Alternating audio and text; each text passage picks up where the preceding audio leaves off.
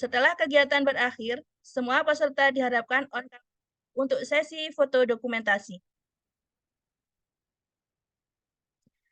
Peserta webinar yang berbahagia, marilah sejenak kita berdoa menurut agama dan kepercayaan kita masing-masing.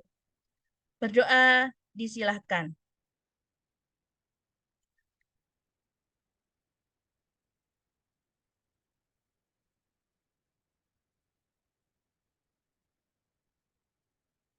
Amin. Berdoa selesai. Selanjutnya, marilah kita bersama-sama mendengarkan lagu kebangsaan Indonesia Raya.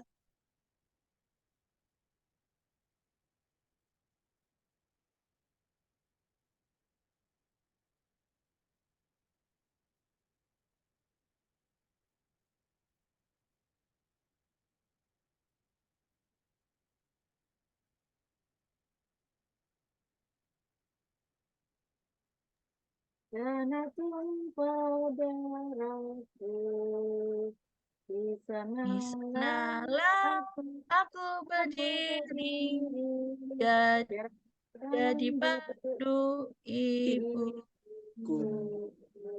Indonesia kebangsaanku,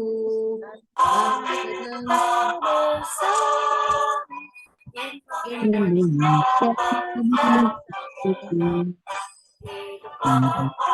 anakku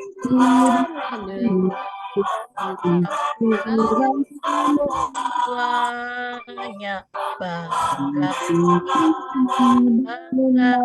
adanya untuk Indonesia Raya. Indonesia Raya Merdeka, merdeka,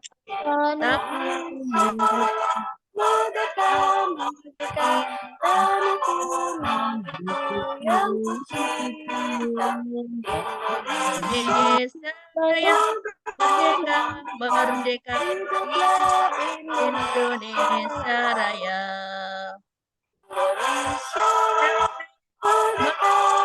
Merdeka, negeriku yang ku cinta, Indonesia Raya, merdeka, Indonesia Raya.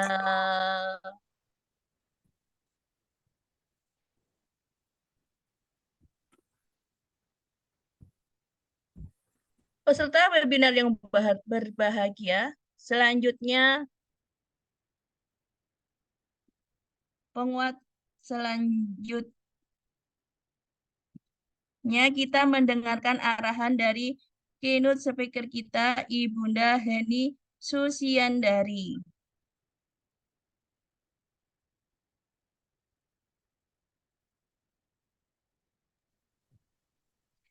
Namun pada kesempatan pada sore hari ini beliau masih berhalangan hadir.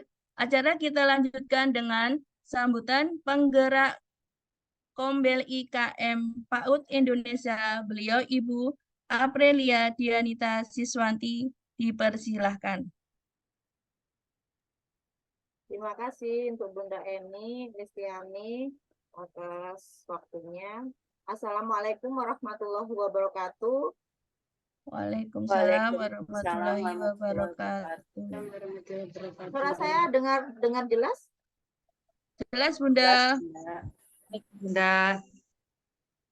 Terima kasih untuk teman-teman semuanya yang sudah hadir di webinar series 3 kita. Yang lanjutan dari kemarin ya, saat ini kita akan membahas tentang mencegah dan menangani kekerasan seksual di satuan pendidikan. Topik-topik ini ada semuanya di platform Merdeka Mengajar. Dengan harapannya tidak hanya membuka saja, tidak hanya mengunduh saja, tetapi juga bisa mengaksesnya, mengerjakan karena banyak sekali ilmu yang ada di sana gitu. Terima kasih untuk Bunda Heni ya selaku keynote speaker, meskipun hari ini tidak hadir, beliau nanti akan menyusul ya karena beliau ada penjurian untuk Gebiar PAUD-nya IGRA gitu ya. Jadi beliaunya tidak bisa hadir di awal kegiatan. Mudah-mudahan nanti di tengah-tengah jika beliau hadir, kita bisa langsung meminta beliau untuk memberikan penguatan kembali gitu ya. Dan terima kasih untuk Bu Rina yang untuk kedua kalinya saya rapoti untuk menjadi narasumber karena beliau adalah seorang psikolog yang pastinya pencegahan dan penanganan kekerasan seksual ini pasti akan bekerja sama, satuan pendidikan bekerja sama dengan para psikolog ya, selain juga untuk Komnas Perempuan dan Anak dan psikolog ini pasti akan dilibatkan di dalam mencegah dan menangani bagaimana kekerasan seksual di satuan pendidikan. Di pencegah dan menangani kekerasan seksual ini, kalau di platform Merdeka itu ada 6 modul, 6 materi, ya. Ada 3 modul, ada 3 modul dan yang ini ada 6 materi, yaitu menjadikan sekolah sebagai ruang yang aman, pencegahan dan penanganan kekerasan seksual di sekolah, apa yang bisa kita lakukan saat menjadi saksi, apa kita hanya diam saja dan sebagainya gitu. Bagaimana pendidik menangani kekerasan seksual, apa saja bentuk program pencegahan kekerasan seksual, dan mekanisme pengaduan dan penanganan kasus. Nah, ini nanti akan dijelaskan oleh psikolog, dipandang dari segi psikolog ya, bagaimana cara mencegahnya. Dan bunda-bunda di platform Merdeka Mengajar itu ada fitur baru. Fitur barunya itu yaitu berubah rekomendasi belajar. Panjenengan sudah semua ya untuk rekomendasi belajar. Nah, yang kedua adalah bagaimana kita tahu nih kompetensi kita ini dari mana. Nah, kita kan punya 4 kompetensi, yaitu pedagogik, profesional, sosial, dan kepribadian. Nah, bagaimana menjadi seorang guru itu juga harus mencakup 4 kompetensi tersebut. Apakah kita ini sudah bisa menjadi sosok yang sosialisme, ataukah kita ini adalah pendidik yang introvert gitu ya, tidak mau mengenal orang gitu. Nah, di dalam platform Merdeka Mengajar ada fitur baru, tetapi untuk saat ini dikhususkan untuk PNS ya, dikhususkan untuk PNS. Apa fiturnya? Yaitu refleksi kompetensi. Di sana banyak sekali bagaimana kita harus merefleksikan diri gitu. Dan jangan khawatir, yang non PNS bagaimana Bunda Din? Yang non PNS jangan khawatir, pasti nanti segera akan dirilis juga untuk non PNS. Untuk saat ini yang dibuka dulu adalah yang PNS gitu ya. Bunda bisa membuka-buka platform Merdeka, jangan hanya pelatihan mandiri saja yang dibuka, tetapi di sana banyak sekali perangkat ajar yang bisa menjadi referensi gitu ya. Gitu saja, semoga untuk webinar kali ini peserta akan semakin paham bagaimana mengatasi kekerasan seksual di satuan pendidik gitu ya, di satuan pendidikan. Dan jangan lupa aturan webinar saya tetap pada aturan dan syaratnya. Nanti di akhir Bunda Eni atau Bunda Ika akan menyampaikan syarat mendapatkan sertifikat webinar ini selain sertifikat dari aksi nyata ya. Syaratnya ada di situ. Panjenengan semua sudah masuk di grupnya aksi nyata, monggo. Jangan hanya melihat saja, tetapi ada timbal balik lah. Kalau panjenengan meminta umpan balik, berarti pastinya harus bisa memberikan umpan balik juga kepada teman yang lain gitu ya, saling berinteraksi gitu ya. Jangan hanya kita ingin untung tapi tidak mau menguntungkan orang, memudahkan orang kan itu lebih enak ya, lebih bagus gitu. Siapa tahu kita juga akan dimudahkan begitu ya. Terima kasih untuk para panitia, peserta, juga moderator yang saat ini bertugas ya. Saya ucapkan terima kasih sekali sudah bisa membersamai webinar saya, webinar Kombel saya, dan saya alhamdulillah bisa memfasilitasi sampai hari ini bisa memfasilitasi teman-teman untuk tetap belajar gitu ya. Yang belum masuk grup aksi nyata nanti linknya dibagi ya Bunda Ika ya. Karena saya tidak bisa kalau langsung di laptop langsung dua nggak bisa kopas gitu ya. Dan jadi kalau panjenengan semuanya bisa terkendala Bun, saya pun nggak bisa nih dari awal bagaimana sih bikin aksi nyata itu, boleh langsung sharing di grup atau bisa japri ke teman-teman yang aksi nyatanya sudah lolos validasi bagaimana. Nah, jangan lupa yang terakhir series 4 akan ada pemateri yang sudah lolos validasi dan mendapatkan berbagai macam sertifikat dari platform Merdeka Mengajar dari aksi nyatanya. Jadi bagaimana sih bisa lolos validasi, tidak perbaikan dan sebagainya. Nah, series 4 jenengan ikuti lagi. Oke, terima kasih. Wassalamualaikum warahmatullahi wabarakatuh.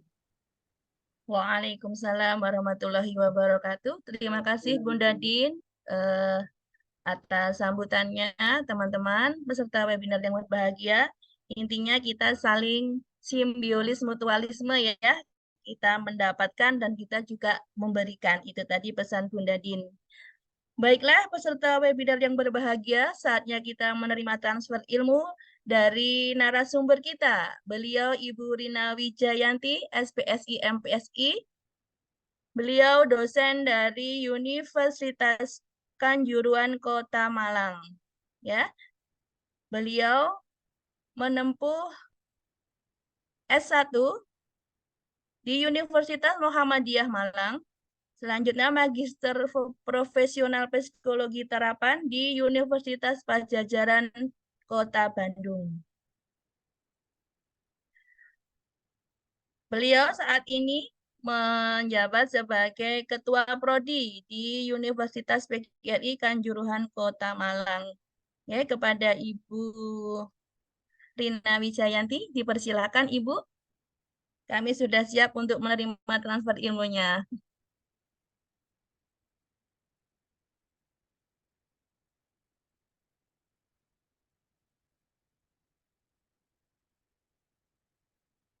Belum ada suaranya, Bunda.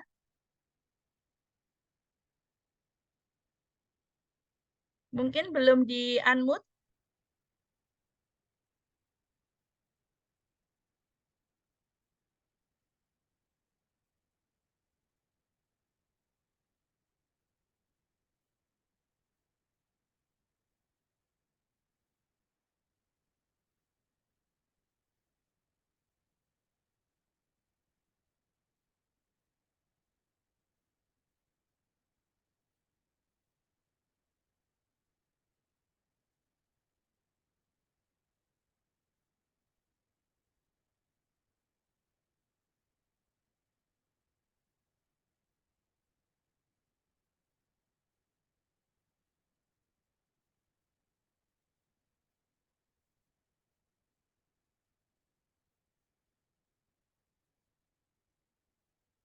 Mohon maaf, ada kendala sound system.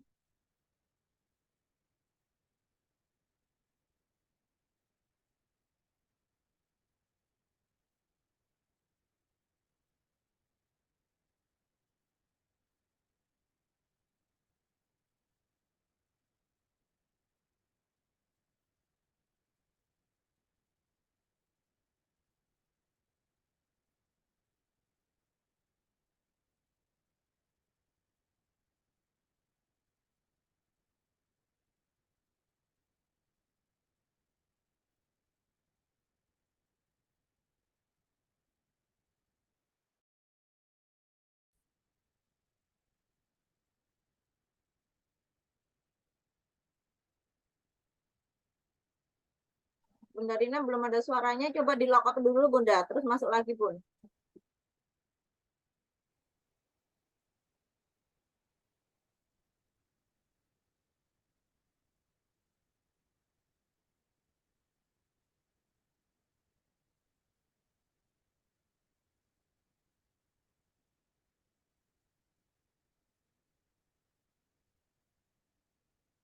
Ayo Pak Alan, nyanyi Pak Alan. Pak Alar masuk kah? Waduh, itu ada itu hadir tuh. Atau nyanyi kita Bu, belum ada suara gitu. Ayo nyanyi Pak Alan.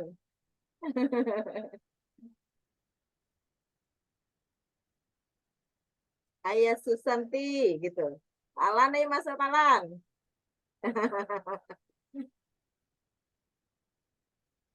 Alan lagi berkebun itu. Oh, lagi di kebun tak Pak Alan? Iya Pak Alan. Katanya mau kirim di ke Ambon. Iya lagi di ladang, Bu. Oh, Aduh, semangat semangat di ladang aja bisa zoom, asik asik. Wah panen cabe ceritanya. belum masih hijau. Yang merah sana. Wih, P5 itu masuk itu. Cabai mahal, cabai mahal. Oh, Cabe mahal. Kirim ke Mau sini. Pak Alan, mau ikut panen. Sini. aduh, sip. Bu Ade nyanyi, Bu Ade. Ayo Bade, nyanyi Bade. Mana nih Bu Ade nih? Boleh, Nyanyi apa? sentuhan boleh.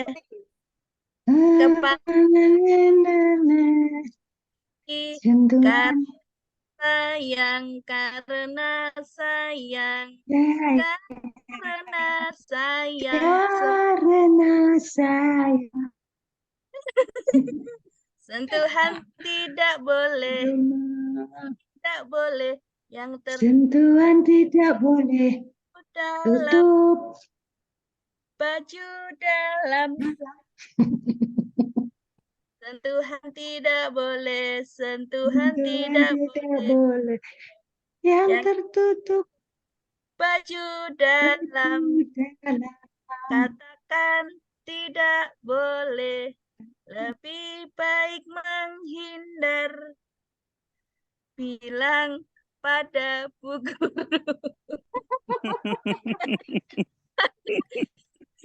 ibu nadanya C lompat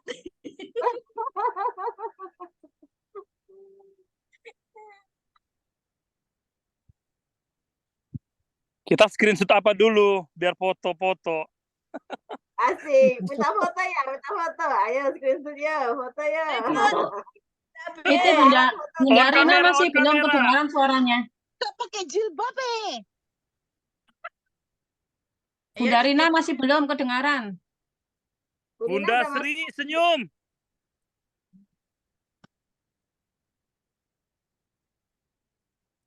Sehat. ya belum materi boleh di unmute dulu kita saling berkenalan dulu ya Bunda ya. Bu Rina masih di unmute itu. Oke. Pak Alan lagi healing. Hebat. Ya, itu kebon. Kok healing si Bu Ika lagi di ladang. Oke, Bu Rina sudah Anggap bisa. aja healing atuh. Pak Alan anggap aja healing, jadi menikmati hidup. Wah, cabai lagi mahal tuh. Bu, cek kalau begini terdengar tidak? Oh ya, terdengar Bunda, terdengar Bunda. Pakai Saya dua terdengar. Sebentar. Bunda mau pakai yang mana? Pakai dua. Saya untuk suara saya pakai HP. Jadi masuk aja dua Ya. device. Berarti saya jadikan co-host dua-duanya masalahnya. Oke. Nggak apa ya? Nggak Ya. apa-apa. Untuk materi saya di laptop. Oke. Sudah saya jadikan co-host, monggo. Oke. Mohon maaf para peserta tolong di mute ya karena sudah mulai materi. Oke. Kalau begini suara saya terdengar ya Bu? Terdengar Iya, Sangat jelas jelas ya? Bunda. Oke. Ya, selamat berjumpa kembali Bunda-bunda pejuang pendidikan anak usia dini. Salam ketemu kembali dengan saya. Terima kasih atas kepercayaannya untuk 2 kali sharing. Kita ini sharing-sharing aja, berbagi ilmu terkait dengan hal yang sedang sedang panas ya, sedang hot-hotnya gitu. Isu terkait dengan penanganan tentang kekerasan di satuan pendidikan gitu. eh, sebelumnya memang kasus ini atau akhir-akhir ini banyak sekali yang mengangkat tema-tema ini untuk dibahas dalam forum-forum webinar maupun aksi nyata di lapangan, gitu ya Bun, dalam bentuk edukasi maupun dalam bentuk intervensi. Jadi kalau kita mencegah dan menangani ini sebetulnya porsi kita itu dalam bentuk promotif, gitu Bu ya. Jadi kan kalau kita ini mempromosikan, kita mengedukasi, memberikan wawasan itu kita sedang mempromosikan. Jadi sekarang karena pada tahun 2023 ini keluar Undang-Undang Nomor 46 terkait dengan pencegahan dan penanganan kekerasan seksual dalam satuan pendidikan, sehingga perlu disikapi dan perlu segera direspon, gitu ya Bun ya. Menurut saya dengan aksi nyata, aksi nyatanya itu karena kita berkecimpung di dunia satuan pendidikan, ya kita aware dengan kondisi di satuan pendidikan kita. Nah, pada kesempatan ini kemarin tema yang harus diangkat adalah tentang mencegah dan menangani kekerasan seksual dalam satuan pendidikan. Karena ini berseri, jadi dari pemateri-pemateri sebelumnya sudah menayangkan, menyajikan terkait dengan apa itu apapun kekerasan, apa itu pelecehan dan sebagainya. Kemudian dalam payung Undang-Undang Nomor 46 tahun 2003 itu tidak hanya berlaku untuk satuan PAUD saja, gitu ya punya, tapi untuk keseluruhan peserta didik. Jadi ketika kita bicara masalah mencegah dan apalagi menangani, itu kita artinya kita sebagai pendidik di sini, pendidik itu kan background-nya tidak semuanya psikolog, tidak semuanya spesialis kejiwaan, tidak semuanya ahli kesehatan gitu, jadi dalam kasus-kasus ini maka kita mengambil porsi kita ada di mana. Dalam dunia pendidikan porsi kita ini ada di mana untuk melakukan pencegahan dan penanganan ini. Mungkin yang akan saya sajikan, kalau kemarin sudah disampaikan oleh para pemateri, maka saya sifatnya hanya akan merefresh, dan kemudian pada kesempatan ini saya akan memberikan apa yang perlu dilakukan di awal, begitu. Kalau kita lihat, jenengan juga sudah tahu di platform PMM, mungkin di YouTube dan sebagainya, itu bentuk-bentuk edukasi sudah sangat banyak. Bahkan menyanyi itu juga sudah, jangan anti bullying gitu ya. Itu sudah, tepuk anti bullying itu juga sudah. Terus apakah ketika anak-anak kita bisa bertepuk anti bullying, sudah bisa bernyanyi, berteman saja gitu ya. Tidak perlu marah-marah gitu, itu apakah anak memahaminya seperti apa? Nah, itu adalah satu upaya. Itu promotif tingkatannya di tingkat promotif gitu Bu ya. Oke. Saya lanjutkan. Ini saya slideshow ya. Slideshow apa?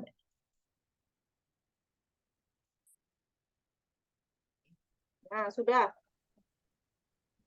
Oke. Jadi ini tadi sudah saya sampaikan pengantarnya. Kemudian Bunda kita akan berbicara masalah ini. Saya akan sedikit menyinggung masalah perkembangan anak dan remaja. Kenapa? Karena sebetulnya yang sangat riskan itu anak dan remaja. Dan tapi juga tidak lepas ketika kita bicara di perguruan tinggi, bahkan anak-anak putra-putri penjenengan yang juga mungkin ada di bangku perguruan tinggi itu juga tidak bisa dikatakan tidak rawan. Itu pun juga perlu diperhatikan. Gitu, ya. Kemudian kita akan sedikit menyinggung apa sih Undang-Undang Nomor 46 tahun 2023 itu. Kemudian fenomena yang sering terjadi pada kalangan anak remaja itu apa?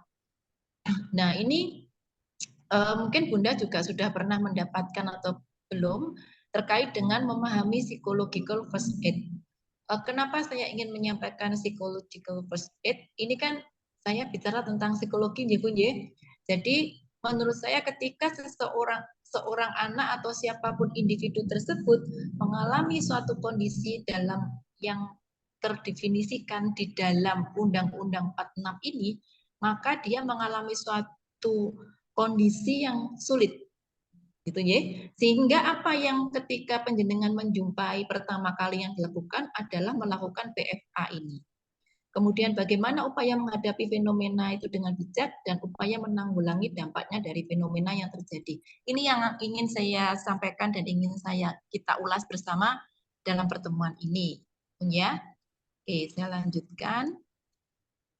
Ini sepintas aja Bun, masa anak-anak usia dini kita sepaham 0 sampai 6 tahun. Nah, kemudian kalau dalam teori itu akhir masa anak-anak itu 6 sampai 13 tahun untuk anak perempuan dan 14 tahun pada anak laki-laki. Kenapa kita singgung remaja? Nanti karakter remaja ini pun juga akan membawa arah atau membawa potensi gitu, potensi untuk tindakan-tindakan yang berbau kekerasan gitu ya. Tidak hanya pada kekerasan seksual saja begitu. Namun juga kekerasan dalam bentuk lain. Kemarin sudah disinggung kan bahwa kekerasan itu macamnya nggak cuma untuk seksual saja gitu ya Bun ya. Sudah paham ya Bun ya? Ini saya anggap sudah pintar kalau itu gitu. Ini bunda-bunda KUAP dan peserta di sini para pendidik sudah pintar kalau masalah apa itu kekerasan sudah di luar kepala. Nah, kalau remaja itu usia 11 sampai 15 tahun untuk anak perempuan dan 12 hingga 16 tahun untuk anak laki-laki. Nah, jadi rentang usia remaja itu 13 sampai 18 tahun, Bu. Nah, ini nanti penjenengan yang sudah punya putra-putri di rentang usia ini kita paham itu dan tentunya kita harus memahami karakternya itu seperti apa mereka itu. Ini. Ciri-ciri mental yang sehat. Kenapa saya sampaikan ciri-ciri mental yang sehat? Intinya begini, Bunda.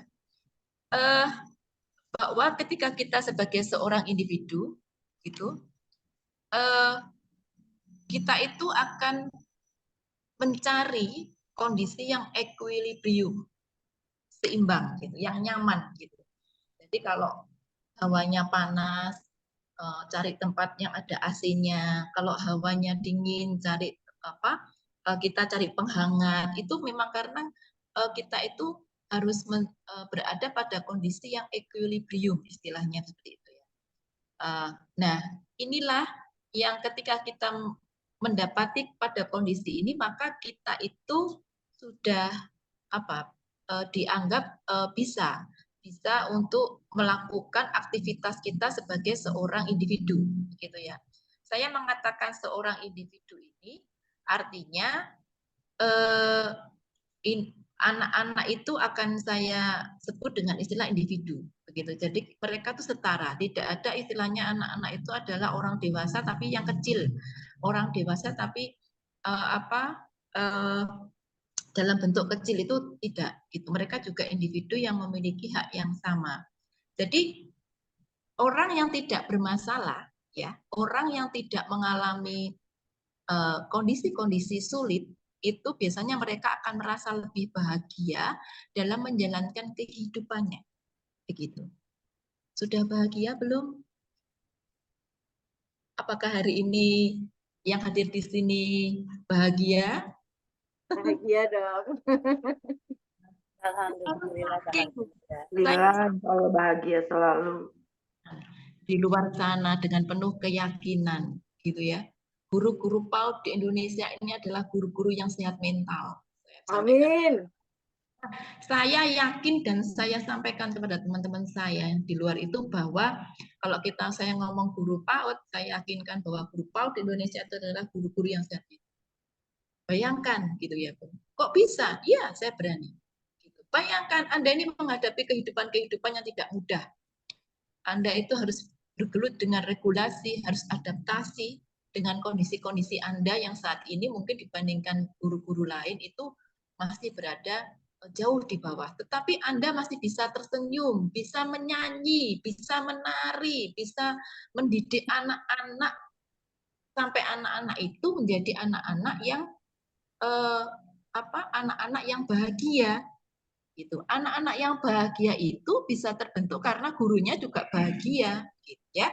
Tepuk tangan dong buat Tepuk Anda. tangan dong. Kelasnya, Putuan Rina. Kelas. Jadi ini satu itu perlu ditanamkan ya Bun ya, bahwa sehat kita harus bahagia, termasuk anak-anak itu, termasuk siapapun orang itu begitu. Kemudian yang kedua, dapat bangkit dari rasa kecewa dan perasaan kesal. Apa Anda tidak kecewa? Ya iyalah Bu, kesal tentu. Gitu. Boleh? Boleh.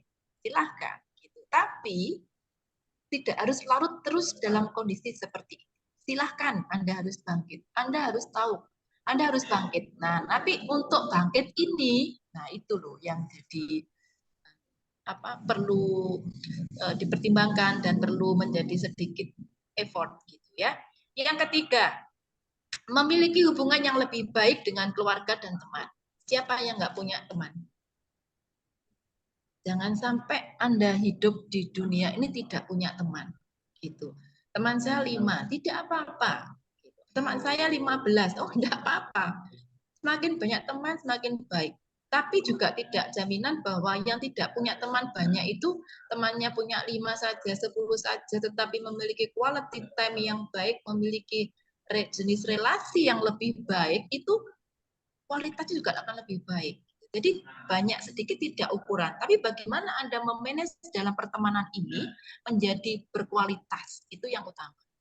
Yang keempat, melakukan aktivitas fisik dan makan makanan yang sehat. Gitu ya Bun ya. Tidak perlu harus ke McD, tidak perlu harus ke rumah makan sing luang itu tidak perlu, yang mahal-mahal tidak perlu. Namun asupan makanannya itu sudah mencukupi kebutuhan dasar sebagai individu. Ia memenuhi 4 zat 5 sempurna, gizi seimbang itu sudah cukup. Bahkan ya Bun ya, kita kan kalau ngomong gizi nggak boleh ngomong promo ya, nggak boleh ngomong promosi, harus minum susu. Endorse, gitu. endorse. Gitu ya. Nggak boleh gitu. Sebetulnya dengan makan nasi, sayur saja, minum air putih itu sudah cukup. Gitu. Tak perlu susu saja ini sudah cukup. Nah, susu itu nanti digunakan pada saat kapan gitu. Jadi kalau merasa tidak minum susu tidak sempurna gizinya ya tidak seperti itu. Gizi seimbang itu tidak karena lebih baik menggunakan atau lebih baik kalau ada bisa minum susu. Kemudian yang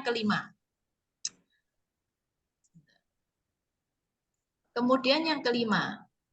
Aktif dalam melakukan kegiatan. Jadi ini nih, contoh hari ini menunjukkan bahwa Anda ini adalah orang-orang yang mentalnya sehat.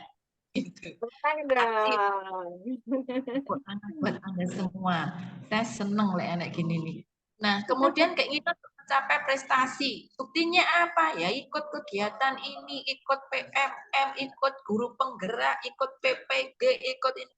Itu karena Anda ingin mencapai prestasi. Prestasi walaupun tidak mendapat sebuah penghargaan yang diserahkan oleh presiden itu gak apa-apa. Gitu. Prestasi itu kadang jangan melihat ya Bu ya, kita tuh nggak kita itu kadang keduren kegayuhan terlalu tinggi. Kita tuh pengen ketinggian, sehingga hal yang sederhana sekali yang sebetulnya itu adalah suatu bentuk prestasi kita itu mengabaikan. Ketika saya sudah bisa hari ini bahagia, itu ya prestasi. Hargailah gitu, hargailah diri kita sendiri. Maksud saya, terus nanti kalau dengan kita itu bisa melihat hal-hal kecil sebagai suatu bentuk keberhasilan, maka ketika kita mendidik anak-anak kita di sekolah, mendidik anak-anak kita di rumah, kita tuh bisa menghargai sedikit sekecil apapun sesuatu itu, kita bisa menilai itu sebagai suatu keberhasilan dan itu membahagiakan bagi orang lain. Maksud saya, jadi karena kita terbiasa begitu, akhirnya kita berdampak kepada anak-anak, kepada keluarga dan sebagainya. Kemudian dapat mengatur waktu berkegiatan dan beristirahat. Jangan lupa ya Bun ya, makan nasi, walaupun sampai lembur-lembur, walaupun Anda beraktivitas segudang, Anda harus tetap mengingat bahwa tubuh kita ini juga perlu istirahat. Kalau makan sih kayaknya sudah apapun pasti ada makanan gitu ya.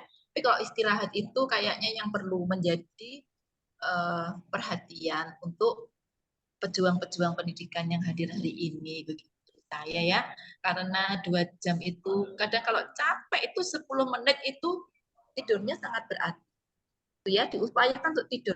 Kasihan tubuhnya, karena tubuh pun juga perlu istirahat dan dia perlu meregulasi sel-selnya di dalam tubuh ini. Yang ke-8, memiliki hubungan yang baik dengan orang yang di sekitar.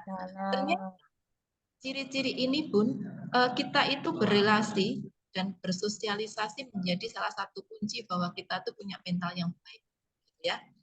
Jadi jangan bangga dengan tidak bisa, dengan mampu hidup sendiri, dan jangan pernah mengatakan bisa hidup sendiri, karena pada dasarnya kita tercipta itu adalah berkelompok. Soraiso wis, tidak bisa lah sendiri wis titik gitu.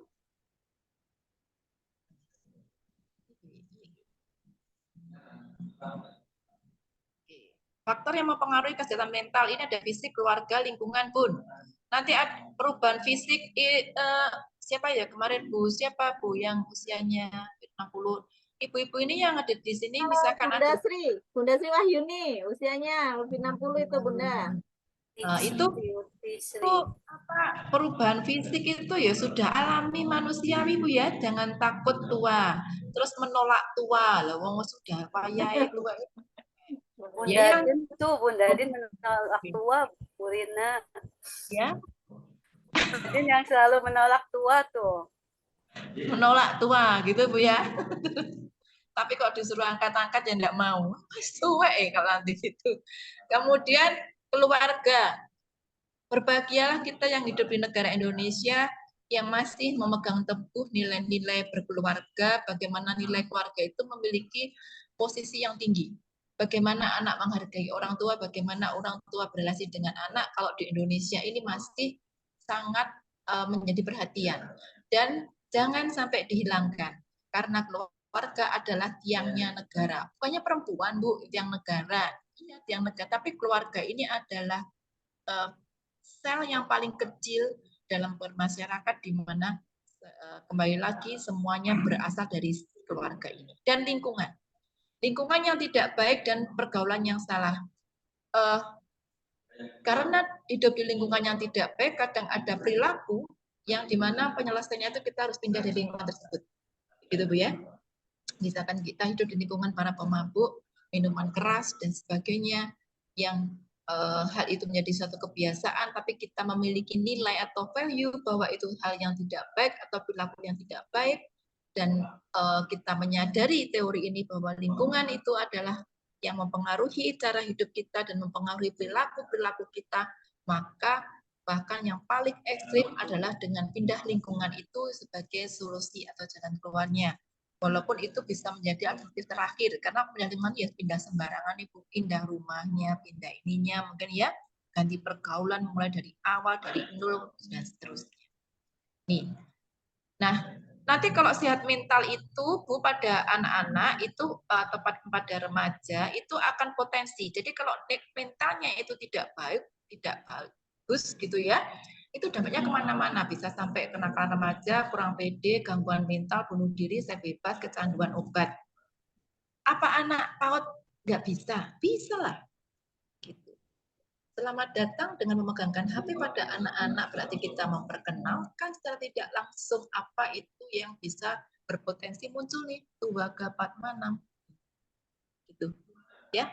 Kita kadang ter-WOW dengan kata-kata mereka yang tiba-tiba muncul, seolah-olah mereka kok tahu ya. Ya, karena kita mempersilahkan mereka untuk mengetahuinya dari dunia maya dan sebagainya.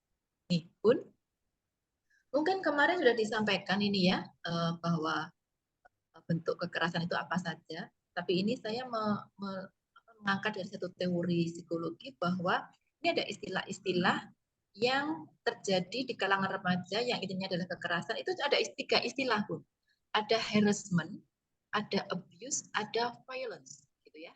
Ini kalau secara terminologinya. Harassment itu pelecehan, gitu ya. Pelecehan seksual, gitu ya. Pelecehan, bentuk-bentuk pelecehan itu masuk kategori harassment. Kemudian ada abuse, gitu ya, psychological abuse, ada physical abuse. Abuse itu penyalahgunaan atau penyiksaan, itu masuk kategori abuse. gitu. Dan violence atau kekerasan. Nah, nanti kalau jenengan sudah bisa tahu istilah ini, nanti kalau belajar di psikologi itu akan lebih didalami lagi, dan yang tertuang di dalam undang-undang itu sudah digunakan bahasa-bahasa yang mudah dipahami oleh masyarakat. Ya, ini istilahnya Bun, dan ini merupakan satu kesatuan punya dari bagian gitu. Di tengah-tengahnya ini. Nah, ini yang paling tengah ini abuse. Oke, ini pelecehan. Apa ini pelecehan? Pelecehan itu kata-kata ini sering diucapkan. Nah, ini adalah tindakan yang tercela, jelas ya. Karena dapat mengganggu dan menyakiti orang lain. Ini ketika seorang mengolok-olok atau menyakiti perasaan orang dengan kata-kata kasar, itu atau tidak sopan, itu masuk pelecehan. Nah, ini bisa di sekolah, tempat kerja, bisa, di mana aja. Iya. Ini tindakan yang buruk dan tidak boleh dilakukan. Kita semua harus berusaha untuk bersikap baik dan menghormati perasaan orang lain. Saya yakin anak-anak di PAUD itu ditanamkan nilai-nilai positif. Itu saya yakin. Dan guru-guru pun bahkan sudah paham secara teoritis bahwa untuk menanamkan nilai-nilai positif tidak sekedar dengan memberikan penugasan, namun juga sebagai apa Bu? Model itu berarti mencontohkan.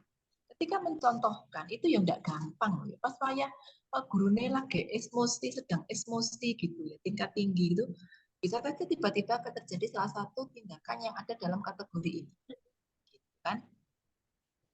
Ini pelecehan. Ini saya ini aja punya saya percepat karena kemarin ini udah disampaikan mungkin ya. Oke. Apa itu abuse? Abuse itu adalah tadi saya sudah sampaikan di atas sebelumnya, ini istilahnya abuse perilaku yang buruk, sama sengaja ini menyakiti atau merugikan orang lain. Nah, ini bisa perkataan kasar, tindakan kasar, ngancam, perilaku kejam, kasar, merendahkan, bahkan bisa menyerang. Ketika nyerang ini itu sudah masuk perilaku abuse. Jadi nggak sengaja terus nanti sampai terus kemudian dia divisum gitu ya. Nanti kan secara hukum dibahas ya Bu ya. Bunda April nanti kan ini nanti ada pandangan dari hukum ya. Jadi nanti kalau tiba-tiba gitu ya, ini gosong ini kan jatuh terus kena apa diantem, apa diserang itu kan kadang sampai luka dan sebagainya. Kok divisum? Langsung divisum itu bisa jadi bukti hukum gitu dan bisa dijerat hukum begitu. Nah, bayangkan kalau itu yang melakukan anak-anak kita, anak-anak PAUD sing gak ngerti opo-opo gitu. Dengan dipayungi undang-undang ini artinya memang ini akan memberikan rasa aman gitu ya. Bagaimana memberikan rasa aman di satuan pendidikan. Tapi juga menjadi dilema ketika anak-anak yang berbuat mungkin sudah pernah mengunjungi penjara anak-anak belum? Gitu. Belum ya. Oke. Jadi Bunda bahwa perilaku anak yang masih di bawah umur itu dipayungi nanti itu mereka itu bisa tidak harus menjalani proses hukum, namun mereka bisa akan wajib lapor dan menjalani pembinaan. Nah, ini akan menjadi kendala juga ketika mereka harus sebagai tercatat sebagai kriminal, mereka kan harus menuntut masa depannya masih panjang, harus masih menempuh pendidikan dan rata-rata sekolah-sekolah itu apakah bersedia menerima anak dengan status narapidana, begitu. Jadi kalau ketika sebagai guru kita paling nangis gitu ya, ketika misalkan menjumpai anak murid kita seperti itu kita menangis. Apalagi sebagai orang tua. Nah, orang tua pun itu juga harus dipahamkan hal ini.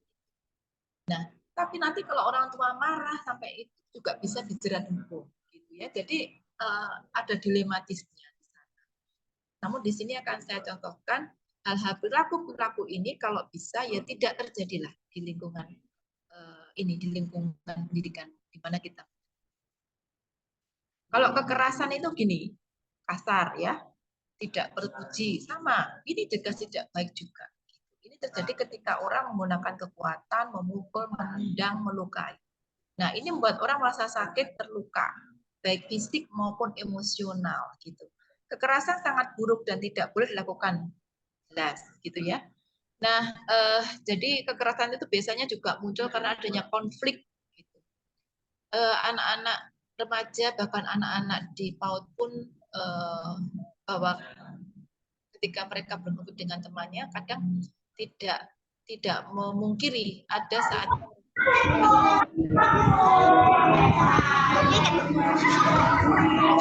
Belum.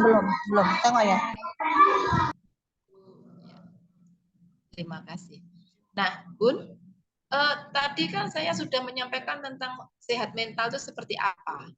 Kemudian kalau misalkan kekerasan seperti itu, pelecehan seperti itu, kemudian abuse, harassment, violence itu seperti itu kira-kira tuh enak apa enggak? Enggak enak kan? Pengalaman yang tidak menyenangkan, kondisi yang sulit. Nah, biasanya tanda-tandanya apa? Gitu. Ada rasa sedih, ada rasa takut, ada rasa marah, cemas, kecewa, bingung. Begini, Bun. Ketika seseorang melakukan atau mengalami hal yang kurang menyenangkan, itu kok bingung? Iya. Respon pertama tuh kadang saya bingung. Gitu ya. Dia diantem, kasus-kasus di sekolah itu kadang temannya mukulin dia. Terus dia tuh ngapain? Kenapa teman-temanku mukulin? Itu saya bingung sih. Kok gak langsung ini? Aduh, itu enggak. Pasti dia awalnya bingung. Ketika dia sudah menjadi korban itu pasti begitu. Kenapa mereka memukuli saya? Apa salah saya? Itu kondisi. Kemudian nanti setelah pernah sekali begitu, maka dia kan pernah mengalami cemas gitu ya, takut, sedih, marah, kecewa. Sebetulnya ini adalah bentuk-bentuk emosi yang wajar. Ya, wajar kalau kemudian sudah bisa meregulasi. Tapi kalau ini terus-terusan, maka tentunya ini akan menjadi suatu kondisi yang tidak sehat secara psikologis. Gitu. Nah, jadi nih ya kan, gitu kan? Ya, jadi perlu dipahami reaksi wajar ketika orang itu ditekan pada masalah dan orang dapat mengalami reaksi yang berbeda walaupun terpapar oleh peristiwa yang sama. Jadi begini, maksudnya penting untuk dipahami bahwa reaksi-reaksi tersebut adalah reaksi wajar saat orang dihadapkan dengan masalah atau situasi. Wajar kan, Bun? Kalau saya nggak punya duit, terus saya lapar, terus saya jadi sedih gitu kan ya wajar. Nah, tapi setiap orang itu dapat mengalami reaksi yang berbeda walaupun terpapar oleh peristiwa yang sama nih. Misalkan tadi masalahnya saya itu nggak punya uang, tapi saya lapar, saya bisa diam sedih. Tapi ada orang lain ketika di kondisi itu marah-marah, banting-banting, kemudian dia sampai melempar kursi, itu bisa saja terjadi. Karena iya, setiap orang berbeda. Anak juga begitu. Sama-sama nggak bawa kue, sama-sama dikasih kue, tapi sama-sama nggak kebagian kue gitu ya. Itu reaksi anak ada yang diem, ada yang nangis, tapi ada juga yang reaksi anak itu bahkan sampai marah, kemudian ngambek. Itu kan beda-beda ya. Padahal sama nih, peristiwanya sama. Nah, ini jenis kekerasan, bisa fisik, psikologis, seksual, penelantaran. Kemarin sudah ini punya gitar, wes. Sudah atau kemarin maksudnya tak kembali tak anu lagi. Nah, ini dampaknya sudah secara kognitif, fisik, kepribadian, emosional, perilaku itu ada dampaknya. Sampai ke, jadi kalau ketemu sama anak, ada permasalahan dalam pembelajaran, padahal biasanya dia oke-oke aja, itu tolong menjadi ini ya, menjadi perhatian. What's wrong gitu? Apa sih anak ini gitu? Secara kepribadian, konsep dirinya yang buruk. Contoh konsep diri buruk seorang orang tua ya, saya contoh orang tua. Konsep diri itu bagaimana cara pandang orang ini pada dirinya sendiri. Bagaimana cara pandang anak ini terhadap dirinya sendiri. Itu namanya konsep diri. Sebagai orang tua, saya kalau dalam pendidikan misalkan memiliki konsep diri, meskipun saya nggak punya uang, anak saya harus kuliah. Itu konsep dirinya positif. Tapi kalau ada orang tua yang ngomong gini, udahlah nggak punya uang, udah nggak usah makan, udah gini aja gimana, nah itu kurang positif. Ada anak yang di dalam pembelajaran itu walaupun dia nggak punya meja belajar, tapi dia tetap belajar. Konsep dirinya positif. Ibu lihat kan di TikTok, di YouTube apa TikTok itu ada anak pemulung apa-apa di depan marat-marat itu, dia belajar sambil nunggu cari sampah. Itu konsep dirinya pasti positif. Ada anak rumahnya jauh kilometer jalan kaki untuk sekolah, konsep dirinya positif.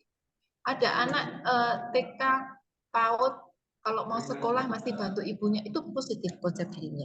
Ada anak nggak bisa, kemarin juga lihat tuh Bu, ada anak nggak bisa bayar sekolah, jam 1 dia bangun bikin kue, dan sebagainya, akhirnya dia bisa biayai sekolahnya sendiri. Itu konsep dirinya positif. Itu penting. Karena dengan konsep diri positif itu, kondisi-kondisi ketika Anda jatuh, maka Anda akan bisa bangkit lagi, alias bisa menimbulkan resiliensinya yang bagus. Sehingga dia bisa menjadi anak-anak yang tangguh, individu-individu yang secara emosional, ada gangguan emosional atau psikologis. Orangnya diterpa dengan permasalahan yang sulit atau dalam kondisi yang sulit dan berlangsung dalam jangka waktu yang lama, dan kondisi itu bertubi-tubi dialami, maka akan dapat menimbulkan gangguan emosional, gangguan perilaku, dan gangguan fisik. Contoh soal, ada seorang anak yang mendapatkan penyiksaan. Ini kasus di Malang kemarin kalau tidak salah ya, ada anak yang kemudian dikurung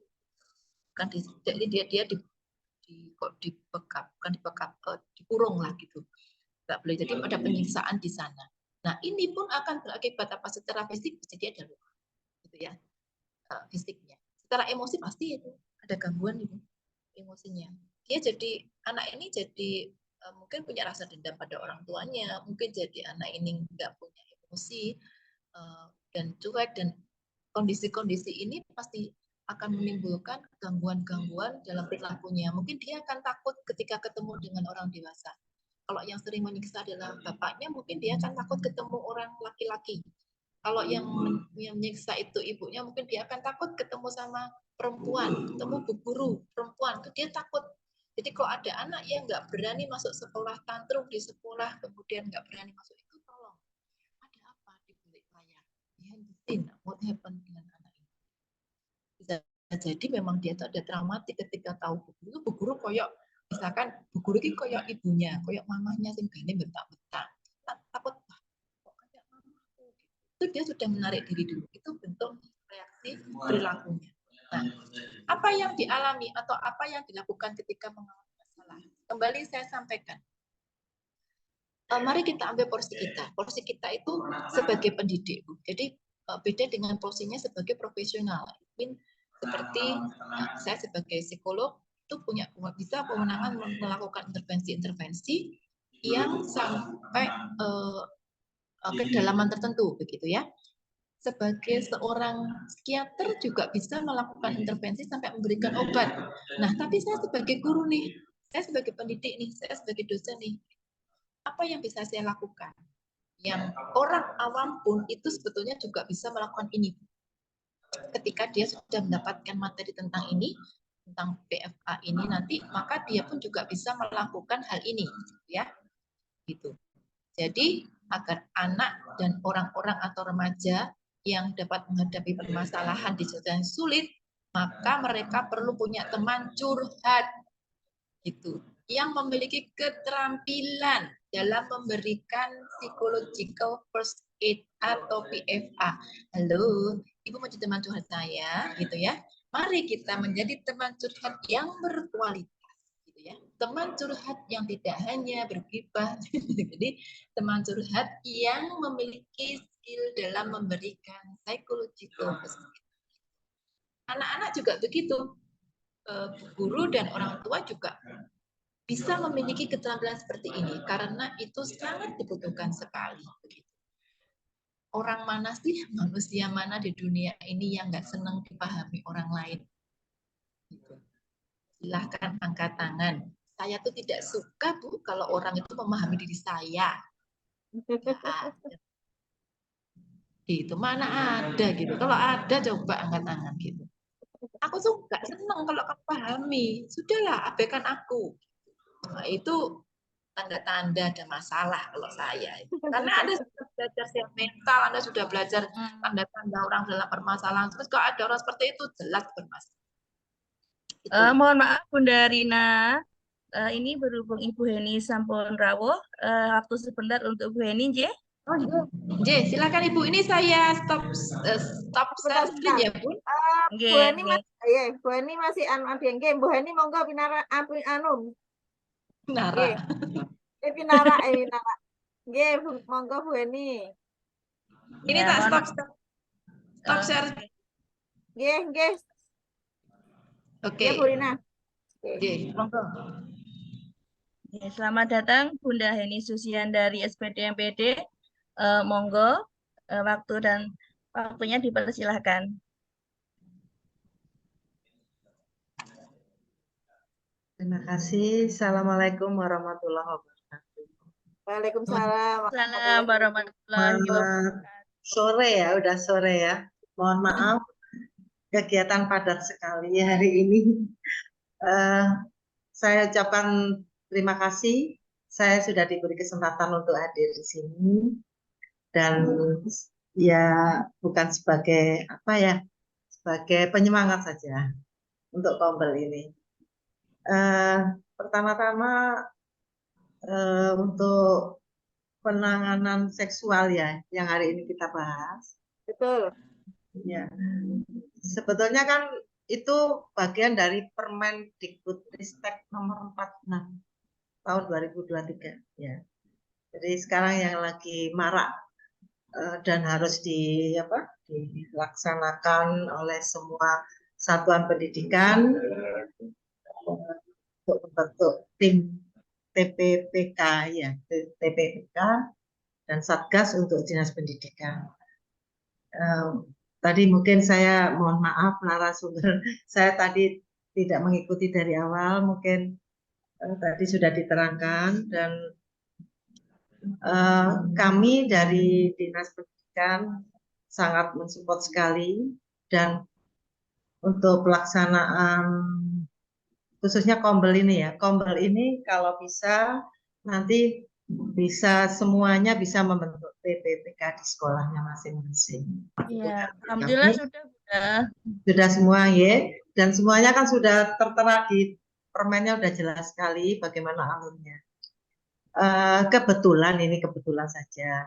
Saya salah satu kemarin yang dikirim untuk mewakili skupnya sih nasional Jawa Timur untuk pembentukan PPKSP ya, pencegahan dan penanganan kekerasan di satuan pendidikan.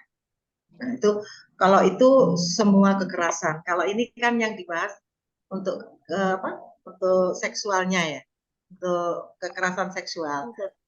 Yang saya tahu kekerasan seksual itu terjadi juga di satuan pendidikan. Jadi untuk itu kami minta saja untuk ibu-ibu atau bapak-bapak guru atau kepala sekolah atau siapa yang berkaitan dengan pendidikan untuk melakukan pencegahan ya. Pertama pencegahan. Pencegahan ini bisa dilakukan dengan cara mengadakan sosialisasi. Jadi sosialisasi ini tidak hanya untuk kita, tetapi juga untuk khususnya untuk orang tua. Ya, orang tua ini ternyata sangat memegang peranan penting karena anak sebagian besar di rumah. Jadi nanti mungkin dari pihak sekolah mempelajari lebih lanjut untuk Permen 46, Permendikbudristek 46 tahun 2023 ini tentang pencegahan dan penanganan kekerasan di lingkungan satuan pendidikan. Jadi perlu kerjasama yang baik. Kemudian untuk ini yang dibahas kekerasan di satuan pendidikan atau ini Bu? Iya, Di satuan saya pendidikan. mengambil topik dari platform Merdeka Mengajar, Bunda. Oh iya ya.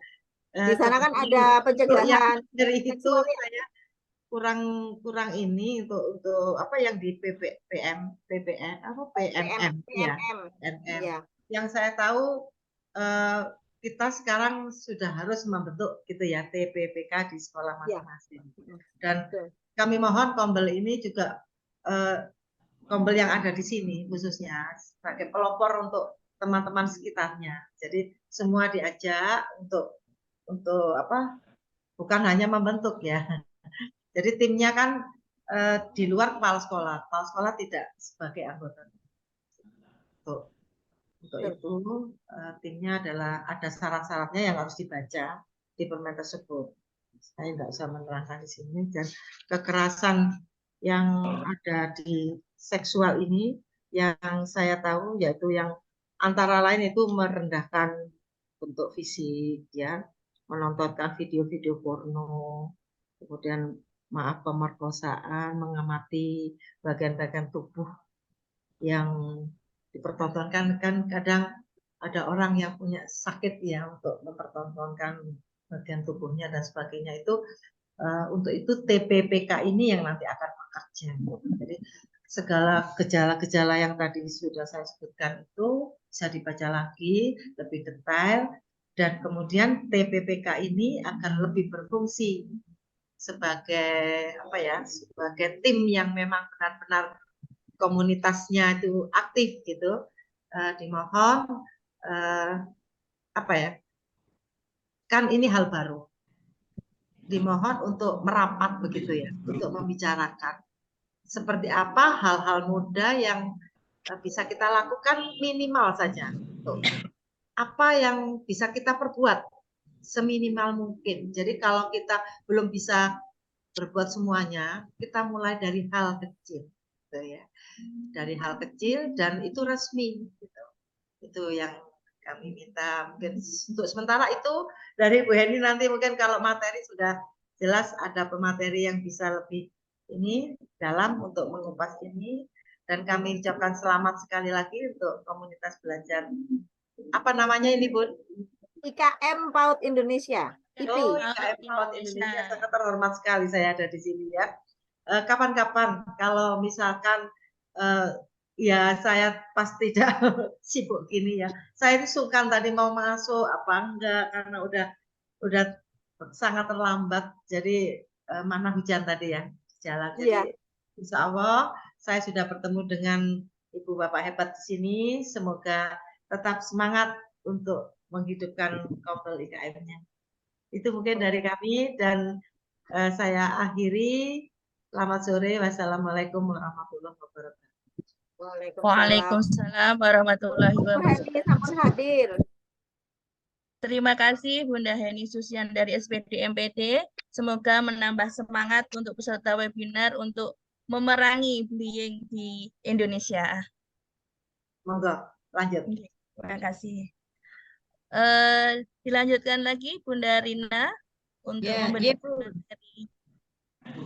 Oke, saya share screen.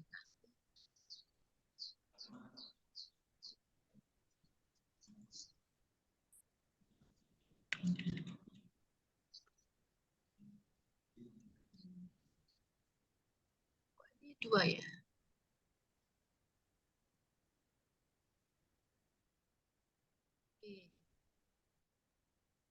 Saya lanjutkan tadi bahwa ternyata ketika ada suatu permasalahan yang sulit, itu yang pasti yang dibutuhkan adalah orang itu untuk curhat, yang curhat gitu ya.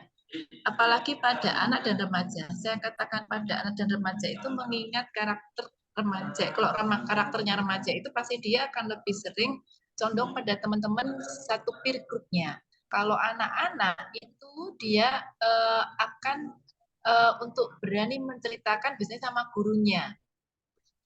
Nah, jadi bagaimana kita punya keterampilan mendengarkan, kita punya keterampilan keterampilan istilahnya curhat ini menjadi suatu hal yang kita pahami. Nih, ini adalah keterampilan sederhana dan sistematis untuk mencegah dan mengurangi dampak negatif dari masalah sekaligus untuk menunjang proses pemulihan psikologis. Jadi pun pada permasalahan-permasalahan kekerasan itu yang pasti untuk semua permasalahan yang harus kita pahami satu, siapa korban, siapa pelakunya, siapa korbannya, gitu ya. Sehingga penanganan untuk korbannya dan untuk pelakunya itu berbeda. Nah, sekarang kita bicara korban. Kalau biasanya kita ngomong seperti ini, itu kita mencari posisi piye korbannya. Korbannya siapa? Anak-anak, murid, siswa, usia berapa? Itu yang dilihat dulu, usianya berapa. Setelah itu apa yang terjadi? Berapa lama telah terjadi? Ini keluarnya kasus-kasus ini itu tidak selalu mereka akan menyampaikan, walaupun kita di sini saya akan menyampaikan terkait dengan keterampilan untuk bisa menjadi pada kondisi PFA ini itu tidak bisa meratakan bahwa semua penyelesaiannya itu harus dengan curhat atau dengan bercerita. Cara kita memancing kalau satu media yang sangat efektif untuk anak usia dini itu adalah menggambar. Gitu, Bun. Menggambar bebas. Menggambar bebas itu tanpa ada batasan. Artinya tidak ada norma. Batasan gini, nanti gambarnya begini, gini, itu enggak ada. Bebas. Atau ketika itu anak-anak akan biasanya mereka menggambar sesuai dengan nuansa hatinya, akan menggambar sesuai dengan kondisi perasaannya, bisa jadi iya. Warna-warna yang digoreskan, garis-garis yang dia coretkan, tema gambar yang dia gambar, walaupun tidak jelas, yang kemudian bisa kita dengarkan lewat ceritanya, gitu. Jadi kita masuk ceritanya tuh, kalau anak kecil itu begitu, kalau anak-anak PAUD itu dari media, jadi dari media bermainnya, dari media permainan, atau dari terakhir saya mengikuti suatu metode itu psikodrama. Psikodrama itu kan kita sering ya Bu, di kelas itu kita bikin bermain peran. Nah, ternyata dengan bermain peran itu menjadi salah satu bentuk terapi untuk menyelesaikan suatu permasalahan psikologis. Nah, ini yang perlu dipahami gitu ya, bahwa ternyata metode-metode pembelajaran kita salah satunya bermain peran dan drama itu bisa mengungkapkan itu, mewarna, menggambar bebas, itu sarana yang dari dulu bisa digunakan di dalam psikologi untuk mengassessment atau untuk melihat permasalahan yang ada pada anak ini atau pada individu. Ini fungsinya dia mengurangi dampak negatif dari situasi sulit, mengurangi dampak psikologis yang lebih buruk, mempercepat dan mempermudah proses pemulihan agar kesejahteraan psikologisnya terjaga, dan memberikan kesempatan pada anak dan remaja untuk mengekspresikan masalah psikososial yang dihadapi. Jadi keterampilan ini itu bisa ditularkan kepada penjenengan guru-guru dengan guru, bisa dengan remaja, SMP, ataupun ketika kita dengan anak kita dan dengan lingkungan kita, ini bisa kita terapkan. Dan ini mudah sebetulnya. Hanya satu syarat. Ada kesediaan diri yang kita berikan. Bersedia menyediakan diri untuk mendengarkan curhatan temannya dan sebagainya. Ya. Selanjutnya, prinsipnya apa PFA ini? Prinsipnya adalah berikan dukungan segera mungkin, Bun. Kalau penjenengan sudah melihat, kan biasanya guru ki apal. Satu kelas itu kebiasaan anak seperti apa, itu apa. Nah, ini ada sesuatu yang berbeda. Bahkan sampai masuk catatan anekdot. Dan kok sering, itu segera berikan dukungan. Nah, kemudian beri perhatian pada teman atau siapa yang membutuhkan. Perhatiannya apa? Ditanya menengahi, ditanya diam aja, nggak mau ngomong dan sebagainya. Itu kalau dia punya masalah, kita aja punya masalah, tidak selalu ngomong, pasti diam dulu. Nanti setelah rilis gitu ya, baru kita. Kalau tidak bersedia ya jangan dipaksa. Tidak hari ini ya besok. Itu cara-cara penanganan. Kadang kita itu tidak betah kesuwen. Terus akhirnya kita gitu. Dan cenderung menasehati. Itu sebetulnya tidak atau kurang disarankan. Bantu mencari informasi terkait permasalahan yang sedang dihadapi. Salah satu teknik yang digunakan dalam terapi adalah biblioterapi. Jadi menggunakan buku-buku untuk sebagai bahan bacaan kepada klien. Jadi nanti membaca buku itu kan sekaligus meningkatkan literasi, ya literasi. Ternyata membaca buku atau menggunakan media-media yang lain itu bisa sebagai sarana untuk membantu menyelesaikan masalah atau penanganan masalah dalam kasus-kasus kekerasan, gitu.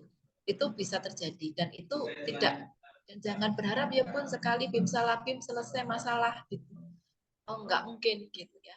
Kemudian tunjukkan dukungan secara emosional. Maksudnya apa, Bu? Secara verbal menggambarkan apa perasaan gitu ya untuk membuat nyaman temennya atau korban ini atau anak-anak itu selalu sangat sering ditunjukkan oleh para pendidik di sekolah. Nah, kalau apalagi pada anak-anak yang memiliki permasalahan atau di kondisi yang sulit, mohon secara emosional diberikan dukungan. Touching itu tidak harus diberikan, tidak wajib untuk diberikannya touching atau sentuhan.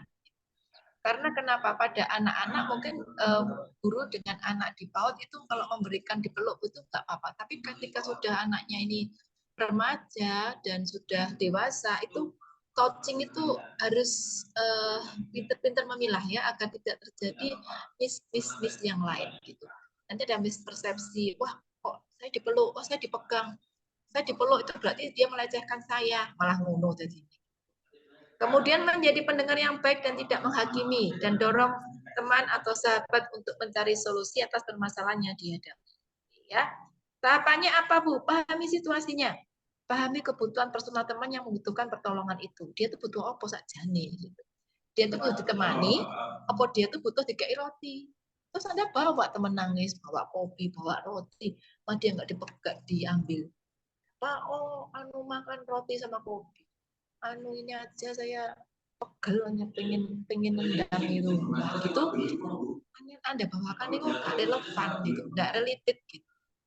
Yang kedua, perhatikan konteks dan aspek budaya yang berlaku.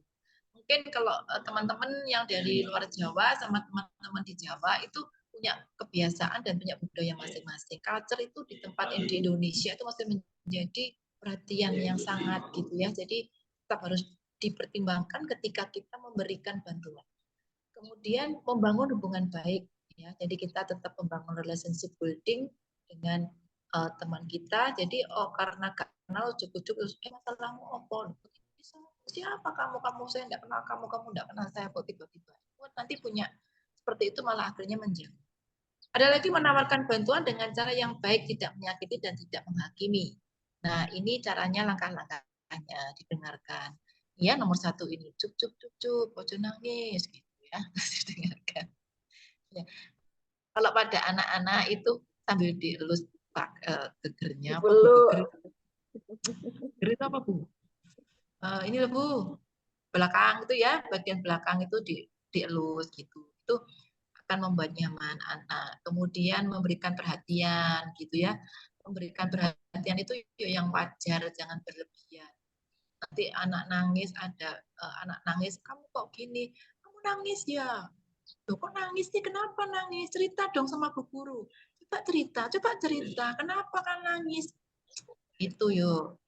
Berarti Anda itu jangan dibombardir dengan pertanyaan, tapi masuk dari emosionalnya, dari perasaannya. Berempati dulu, merasakan apa yang dia rasakan. Apalagi pada kasus kekerasan, terutama kekerasan seksual, itu anak-anak yang mengalami hal seperti itu sangat mengalami traumatik yang dalam. Dan rata-rata memang dikonsulkan atau dibawa atau dirujuk pada profesional. Bahkan kita pernah mendengar remaja yang sampai meninggal karena kasus pemerkosaan. Karena memang sangat traumatiknya sangat dalam sekali. Jadi tidak mudah. Saya hal ini tentunya sangat, kalau seksual itu apalagi kalau korbannya rata-rata itu perempuan. Tapi kalau sekarang juga ada ya korbannya laki-laki ya, laki-laki dengan laki-laki itu juga ada. Kemudian menghubungkan itu maksudnya menghubungkan antara permasalahan dan solusinya itu dihubungkan. Jadi sehingga nanti akan menjadi suatu solusi, ya. Mengenal, memberikan perhatian, tujuannya ini apa? Mengenali dan memenuhi kebutuhan teman sedang menghadapi permasalahan. Upayanya apa? Kenal teman kita tuh butuh apa? Butuh bantuan apa? Gitu. duit buah, gue tinggal ngalih baik lek butuh duit. Kecuali kalau Anda punya duit. Tidak apa-apa. Menanyakan kondisi teman yang diperkirakan mengalami situasi yang keadaan sulit. Mencari tempat yang aman, nyaman untuk mendengarkan curhatannya, memenuhi kebutuhan yang bisa segera diberikan, seperti air minum dan waktu. Kak Ira kan memberikan waktu itu adalah sesuatu yang istimewa, itu waktu itu ya. Oke, mendengarkan ini untuk memahami permasalahannya. Jadi dengan menyimak itu capek, Bu. Menyimak itu capek. 1 jam mendengarkan orang bicara, kalau psikolog itu kalau praktek 1 jam sekali datang 1 jam itu sudah sangat lelah. Karena apa? Karena mendengarkan tidak sekedar mendengarkan, tapi juga harus menelaah, menyimak, gitu ya. Menyimak kemudian apa yang disampaikan kira-kira nyaut apa enggak, nyambung enggak, kita klarifikasi dan sebagainya. Kemudian kita juga memperhatikan lagi emosi, gestur dan sebagainya. Kita harus menganalisis bahwa kalau saya tanya seperti ini, dia kira-kira marah enggak? Apalagi pada orang yang bermasalah dengan penyampaian kembali cerita yang disampaikan teman dengan bahasa singkat sederhana, tidak memberi tanggapan pribadi yang menyakiti, menghakimi, atau menyinggung perasaan. Kemudian menghubungkan, membantu merencanakan tindakan selanjutnya. Jadi ini terus piye, penaknya terus gimana? Setelah ini begini, maka kita harus bagaimana? Kayaknya kamu harus ke rumah sakit. Kayaknya kamu harus ke klinik tumbuh kembang. Kayaknya kamu harus ke psikolog untuk menyelesaikan permasalahan ini, untuk membantu menyelesaikan permasalahan ini. Kayaknya kamu perlu ke konselor. Itu yang perlu diberikan juga. Kamu ke keluargamu, tak antar yuk ke ayahmu, tak antar yuk ning ibumu, kita sampaikan masalahmu seperti ini. Itu yang perlu diinikan. Monggo ayah ibuku marah-marah dan sebagainya. Nanti kita ngomongnya begini, gitu ya Bu ya. Itu menghubungkan. Kalau terkunci pemulihan psikologis, dia merasa aman, terlindungi, terhubung dengan orang lain, merasa tenang, nyaman, dan memiliki harapan. Bayangkan, kalau yang dibutuhkan orang itu pada poin 1 ini, kemudian Anda masih menyalahkan, makanya sudah saya bilang, kamu tuh jangan, kalau keluar tuh jangan pakai celana pendek. Makanya kalau pergi tuh pamit mama, gitu kan.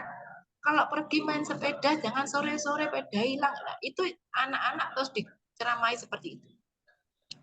Mari kita kondisikan mereka aman, nyaman, terlindungi, punya akses info terkait dengan dukungan sosial, fisik, dan emosi. Kalau saya punya masalah itu saya larinya kemana ya? Kalau Anda itu orang tua yang sering didatangi anak ketika mereka punya masalah, good, gitu ya.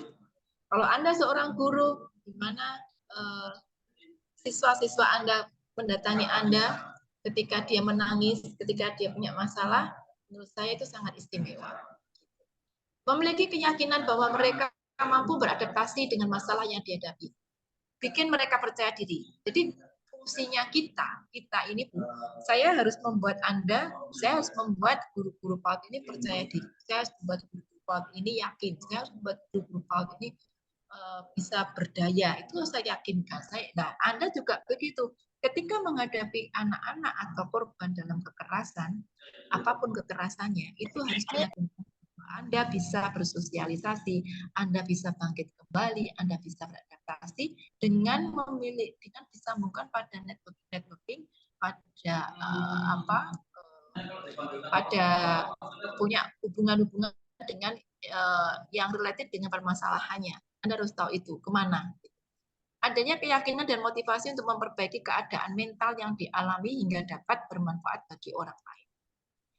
Jadi kuncinya ketika ketemu orang yang mengalami traumatik, orang yang depresi, orang yang mereka itu sangat kondisinya tidak mengenakan dan mereka kemudian bisa kembali dan memperbaiki kondisinya dan bisa bersosialisasi lagi dan bermanfaat bagi orang lain, berarti permasalahannya itu sudah mulai artinya kondisi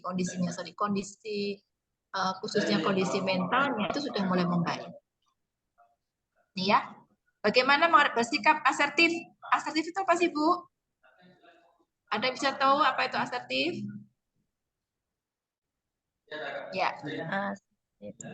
Ayo, Bunda. Apa Bu asertif Bu? Ya, Bu, asertif itu adalah mampu mengatakan apa yang ingin dikatakan. Itu namanya asertif. Ya, Bu? Contoh, kalau anak-anak itu misalkan pengen kue, itu ada anak yang nggak berani ngomong. Tapi ada anak yang, Mah, aku minta kue ini boleh nggak, Mah? Bu, aku mau main layang-layang, boleh nggak? Itu asertif, menyampaikan apa yang ingin disampaikan. Nah, kalau orang dewasa seperti apa? Orang dewasa itu misalkan gini, ngomong. Misalkan sama pimpinannya biasanya wedi. Terus, tolong Mbak, Mbak, diketikkan Mbak. Hasilnya itu sudah capek, enggak mau. Oh iya Bu, dikerjakan, tapi tidak selesai. Terus Mbak, tolong Mbak, itu anak-anak dijaga ya. Saya mau keluar dulu. Dia nggak mau terus ngomong, oh iya, dengan terpaksa. Itu nggak asertif.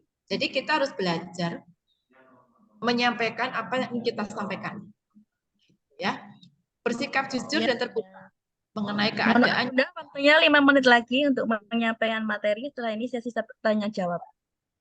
Kemudian selanjutnya belajar berkomunikasi dan melakukan negosiasi dengan baik dan membekali diri dengan ilmu pengetahuan dan keterampilan. Ya, Bu. Oh, ya, pas waktunya. Terima kasih Bunda Ya, Bu. Rina. Selanjutnya sesi Ya. pertanyaan. Monggo Bunda-Bunda peserta webinar untuk menyampaikan Oke. pertanyaan yang mungkin ada di lingkungan sekolah ataupun rumah panjenengan semuanya. Monggo Bu yang mau bertanya. Ini nanti slide akhir ya. Bisa Tapi nanti di-mute dan di-share Bu ya. raise hand dulu Bu. Raise hand.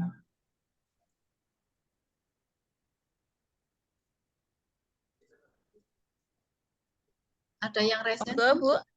Ada yang raise hand? Yang raise hand monggo Bu. Saya Bunda boleh tanya nggak? Silakan Bu. Kalau dari pihak sekolahnya belum paham nih Bun, kalau bagaimana mengatasi kekerasan seksual di lingkungan sekolahannya, itu konsultasinya kemana dulu sebelum melakukan mediasi? Jadi kalau anak didik kita tahu nih anak didik kita nih ada kekerasan seksual nih, entah itu di keluarganya dan sebagainya gitu. Terus bagaimana? Apakah kita harus lapor polisi dulu ataukah mengamankan si pelakunya dulu atau bagaimana? Begini. Oke, nanti Bu Dewi Surini Asih ya, raise hand. Setelah ini, begini Bu, Bunda semua, saya mohon untuk kasus-kasus kekerasan seksual khususnya atau semua jenis kekerasan, pelecehan dan sebagainya itu artinya menempatkan seorang individu dalam suatu kondisi yang rendah. Artinya ketika kondisi rendah itu sangat mungkin ketika dia orang itu kan harkat martabatnya dijaga. Ketika dia sudah mengalami itu serasa dibanting. Itu bahkan kalau sampai dia merasa sangat ketelan itu dia secara fisik akan gemetar bahkan mungkin tidak bisa menguasai diri. Seperti itu. Nah, itu perlu sekali dijaga dijaga kesejahteraannya. Kesejahteraan itu saya ngomong bukan masalah duit. Jadi kesejahteraannya adalah kesejahteraan individu ini nyaman untuk dia tenang dan tidak membahayakan dirinya. Itu yang utama. Yang kedua, apakah lapor polisi? Menurut saya ketika orang seperti ini didatangi polisi itu juga tidak selalu yang pertama benar. Artinya tidak membayangkan ada petugas ya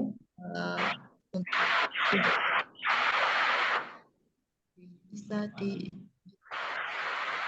Kasus seperti ini biasanya nanti contoh soal misalkan ada anak yang konsul ke psikolog gitu ya. Jadi kalau kita mengacu ke undang-undang, ibu-ibu sudah membentuk tim PPKSP. Sekolahnya siapa yang Sudah. membentuk tim PPKSP atau dan Satgas. Oh, sudah. Sebagian sih sudah, sebagian belum, Bun. Nah, yang sudah membentuk tim PPKSP itu apa yang sudah dilakukan? Yang langkah pertama setelah dibentuk ngapain? Rapat. Tugas fungsi. Rapat. Siapa Bu yang sudah? Bunda Sri Wahyuni. Iya. Monggo. Rapat koordinasi bersama-sama bersama-sama panitia, terus kemudian warga sekolah, satuan dan juga yayasan. Itu tugas dan fungsinya seperti apa. Terus kemudian kemarin kami itu sosialisasi ke orang tua. Jadi begini, ya sosialisasi ya, bahwa di sekolah ada ini, apabila ada nomor teleponnya misalnya Putus ya. Ya itu seperti itu. Tapi kenapa? Ya begitu Bun. Ibu, ya. Kerjasama sudah dilakukan? Ya ini karena masih baru kemarin, belum Bunda. Jadi kita kan masih ya. Bunda, izin dalam Undang-Undang 46 2003 itu sudah dijelaskan tupoksinya apa dan sebagainya sudah dijelaskan. Iya, ya dijelasin sama di situ. Kemudian jadi menurut saya ketika tim ini sudah berdiri di sekolah, sudah ada tim seperti ini, ketika ada kasus awal itu tim ini yang akan turun. Nah, untuk memfasilitasi, makanya saya kasih tahu PFA ini ya, anggota tim ini punya skill terkait dengan psychological first aid-nya, menangani awalnya. Nah, namun nanti di sini sekolah yang sudah membentuk tim PPKSP dan membentuk Satgas itu harus bekerja sama dengan pihak-pihak terkait. Di sini adalah profesional, dokter, psikolog, dan sebagainya. Iya. Karena apa? Karena kasus-kasus ini ketika itu berat dan tidak bisa terselesaikan, jadi PFA ini adalah awal pertolongan pertama pada kecelakaan kalau fisik ya, kalau psikologisnya PFA.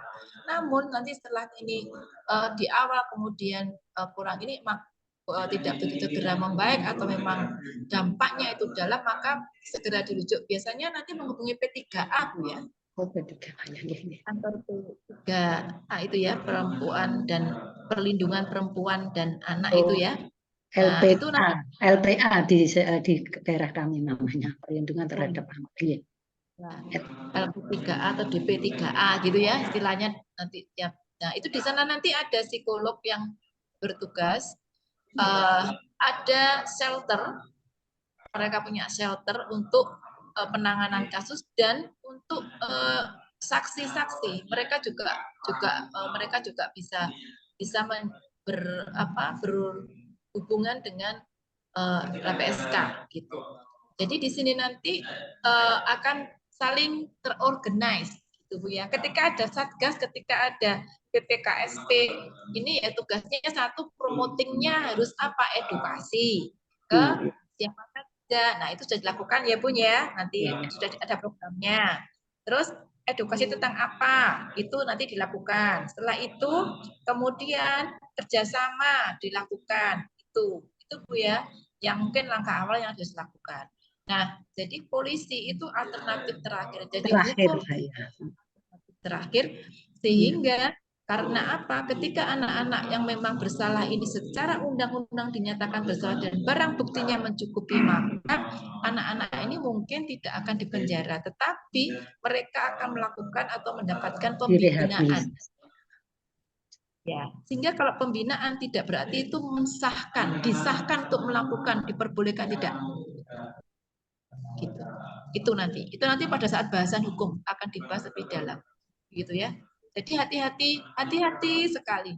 Sekarang kalau punya anak WA itu hati-hati sekali dan seterusnya ya Bu ya. Jadi polisi tidak alternatif pertama. Jadi runtutannya begitu. Kalau punya tim PKSK, kalau belum dibentuk timnya segera dibentuk timnya. Itu. Nanti kalau kerjasama ini karena untuk memperkuat itu, dan yang pertama adalah langkah promotif, langkah promotifnya apa, preventif pencegahannya seperti apa, gitu ya Bu. Masang apa Bu namanya Bu? Banner apa? Itu sarana prasarana itu juga diperhatikan. Kira-kira tempat-tempat yang rawan anak-anak untuk melakukan hal-hal terkait dengan 3 hal tersebut ada di mana? Di pojok-pojok sekolah yang tidak terjangkau oleh orang dewasa, tidak terjangkau oleh bu guru. Kalau istirahat pada nggak ada yang berkeliling. Nah, tapi ini jadi pertimbangan kita nanti untuk melihat. Jadi segi promotifnya apa, preventifnya seperti apa, dan nanti intervensi seperti apa kalau sudah memang masalahnya. Oke, begitu. Tadi sebentar ya Bu Megawati, Bu Dewi Suri, Presiden. Jadi apa tidak? Oke, Bu Megawati dulu deh. Monggo Bu Megawati. Baik Bu, Assalamualaikum. Waalaikumsalam. Ibu dari mana? Izin Bu, saya Megawati, tepatnya TK Islam Gerbang Sari, Riau, Sumatera. Oh, halo Ibu. Riaunya mana? Riaunya mana? Riaunya Gerbang Sari. Indragiri Hulu. Oh, sayanya Riaunya ke ya, Indrapura. Oh, Belum ke sana ya? Bunda ya, kalau saya di Inhunya Bunda. Oh, iya Bun, saya ke Sia. Oke, Riau. Izin Bunda, terima kasih atas ilmunya. Di sini saya sudah membentuk tim TPPK. Kemudian juga terhadap orang tua. Oke. Sini sedikit ada masalah tentang temperatur anak. Ini anak kekerasan, anak berusia 5 tahun. Dia terlihat agak temperamen. Kemudian, iya, dalam arti kata memukul teman, mencubit teman, menjabak rambut, jilbab. Kemudian ibu guru menyampaikan kepada saya bahwa anak ini begini dengan teman-teman. Udah dikasih tahu, dinasihati. Kemudian beberapa hari kemudian anak bertingkah lagi dengan menjambak, memukul, diulangi lagi kegiatannya seperti itu. Akhirnya ibu guru membikinkan video. Anak yang lagi memukul teman. Kebetulan langsung si ibu gurunya mengirim ke orang tua. Kemudian mengirim ke orang tua, saya hari itu ada kegiatan, tidak masuk. Dia bercerita, ibu guru bercerita kepada saya, Bu, tadi ini anak memukul ini, menjabak, bahkan mencekik, katakan, udah divideokan, udah dikirim ke orang tua. Besoknya saya masuk, biar besok saya panggil anak, apa masalahnya gitu kan. Kemudian anak hari Kamis, hari Jumat tidak masuk. Tidak masuk sekolah si anak. Jadi orang tuanya nelpon. Orang tuanya nelpon, curhat, begini. Akhirnya mau keluar. Nah, anak saya juga keluar. Saya bilang, Bu, itu bukan solusi terbaik. Kalau ibu menyuruh anak keluar, berarti nanti anak ibu disuruh lagi sekolah, nanti dia akan mengingat apa yang dikatakan ibu. Kemarin ibu tidak membolehkan sekolah. Nah, jadi beban dengan anak. Jadi anak nanti akhirnya mengingat perkataan ibu begitu. Jadi saya sampaikan ke orang tua begitu kan. Jadi akhirnya kami menunggu. Kami tidak akan menolak anak ibu. Silakan masuk kembali. Tidak apa, kami akan mencari solusi. Saya bilang kan terhadap apa yang terjadi. Kemudian ya Bu katanya, saya runding dulu keluarga gitu kan. Akhirnya dia masuk Bu. Hari Seninnya dia masuk. Saya masuk. Hari Senin, hari Selasa saya langsung sosialisasi tentang perundungan, bullying. Dia datang, orang tuanya hadir.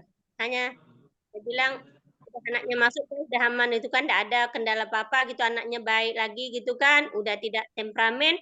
Berikutnya hanya orang tuanya saya ini anak saya Bu, insya Allah kami aman atas titipan Ibu. Saya bilang kita sama-sama menjaga anak. Kalau Ibu percaya, kami akan percaya. Begitulah kata saya kepada orang tuanya Bu. Nah sekarang ini murid yang dipukul itu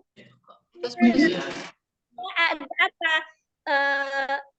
Sedang ditunggu anaknya dia berani memukul, marah lagi tuh kan. Jadi saya sendiri ibu guru bilang, Bu katanya ini orang tua yang dipukul anak ini sudah nggak mau negur kami, mau apa gitu kan. Nah saya bilang itu biar aja nanti ibu guru yang akan panggil lagi orang tuanya gitu kan tentang anak ini. Tapi orang tua dengan anak jangan diapakan gitu, diasingkan, tetap dibimbing dengan cara begini, saya sampaikan harus begini gitulah Bu. Jadi kiatnya ini Bu, saya ingin ini apa lagi yang harus saya lakukan itu. Ini udah hampir setengah bulan ini Bu, ini masalah dia aja gitu kan. Jadi saya agak bingung juga, guru pun udah bingung gitu. Jadi mohon solusinya gimana mengatasi anak yang seperti ini gitu kan. Teman-temannya udah pada takut juga. Jadi mohon solusi kepada Ibu untuk kami ke depannya. Terima kasih. Assalamualaikum warahmatullahi wabarakatuh. Waalaikumsalam. Langsung saya jawab ya Bu Eni. Iya, Bunda, monggo. Ye. Bu Mega. Ya. Saya panggil Bu Mega ya. Ini Ya. Bu Mega, ini udah sama Bu Mega yang satunya. Bu Mega untuk ini ketika menjumpai siswa yang di kelasnya seperti itu ya Bun ya, berlaku kemudian guru memvideokan. Ini saran aja Bun ya, saran saya mohon. Sebaiknya video jangan langsung dikirim ke orang tuanya nih. Jadi lebih baik video itu guru punya dokumentasi. Kemudian ketika orang tua dipanggil ditunjukkan saja lewat HP gurunya. Gitu. Saya takutnya gini. Jadi itu riskan. Riskannya itu nanti ketika orang tua langsung menerima kiriman tersebut dan kurang mau menelaah apa yang dilakukan oleh anaknya, dia marah-marah. Kemudian dia akan emosi dan langsung memarahi anaknya. Gitu. Ketika orang tua ini memarahi anaknya dengan menunjukkan video dari bu guru itu kan hero ya bagi anak-anakku. Bu guru itu hero, dan bu guru itu orang yang baik di mata anak-anak PAUD ini. Kalau kita mau melihat anak-anak itu dalam mempersepsikan gurunya. Jadi lebih baik nanti ketika dia sudah dimarahi oleh orang tuanya, kemungkinan ketika tidak masuk itu karena orang tuanya marahnya itu lebih dahsyat dibandingkan marahnya bu guru. Nah, sehingga itu bisa berdampak seperti itu. Dan ini tidak akan mengurangi perilaku anak. Gitu. Sehingga itu untuk penanganannya seperti itu ya Bun, terkait dengan nanti dokumentasi yang di-share oleh orang tua terkait perilaku anak yang tidak sesuai dengan aturan itu sangat riskan. Saya takutnya juga sekolah nanti kena gitu. Iya, ya. betul. Oke, itu yang kedua terkait dengan bagaimana karena begini, ketika anak yang bermasalah, orang tua nih yang kelamaan punya masalah itu, akhirnya orang tua sama orang tua belum berdamai, si anak-anak ini sudah happy, sudah mau main lain lagi. Iya gitu betul ya, Bu. Iya kan Bu, anak-anak di sekolah sudah mau main lagi, orang tuanya masih nggak mau berdamai. Jadi sebetulnya ranah sekolah itu hanya pada anaknya, tapi orang tua ini nggak berdamai. Kalau memang itu mengganggu sekolah, Bu, orang tua tidak masalah, artinya sampai mengganggu pada pembelajaran, mengganggu pada sana ada paguyuban Bu atau komite orang tua, komite orang tua yang bisa dimanfaatkan untuk mengembalikan situasi pada orang tua ini. Nanti kalau sekolah fokus aja ke anak sama pembelajaran oleh anak. Nah, jadi kalau usaha orang tua ini bagaimana nanti biar cair kembali dan sebagainya, mungkin minta bantuan komite sekolah. Sudah itu urusannya komite. Ibu fokus pada anak. Itu anaknya juga baik-baik saja. Untuk mengurangi perilaku anak tadi di sekelas yang seperti itu, seperti yang saya sampaikan, Bun, dekati si anak, Bu, karena pada dasarnya itu adalah perhatian itu yang utama. Saya takutnya ini apakah di rumah memang anak ini tidak mendapatkan perhatian dari orang tuanya, sehingga di sekolah dia sangat mencari perhatian sekali dengan melakukan perilaku-perilaku yang merugikan orang lain. Gitu. Nah, kalau si anak dipahamkan sama, ada undang-undang ya sekarang ya, gitu itu ya anak PAUD itu ya akan dia mendengarkan tanpa tahu maknanya. Iya, betul. Betul. Jadi kita nggak bisa ngomong ada undang-undang loh nomor sekian yang sudah ngomong sekian. Makanya kamu jangan, itu bukan metode yang baik dalam menyampaikan kepada anak. Jadi anak itu kita memang sudah paham menggunakan bahasa anak.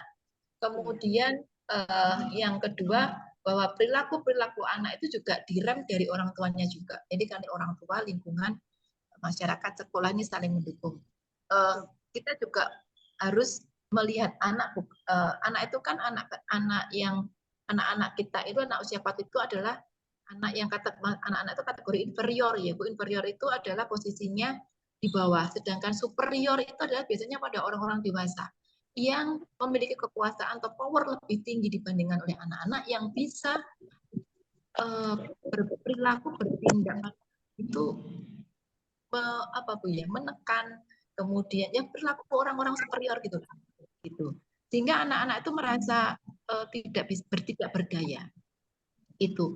Jadi mari kita tempatkan anak, ketika anak itu mungkin dimarahi orang tuanya itu dia juga punya perasaan marah, perasaan harga dirinya harga dirinya sebagai individu itu direndahkan.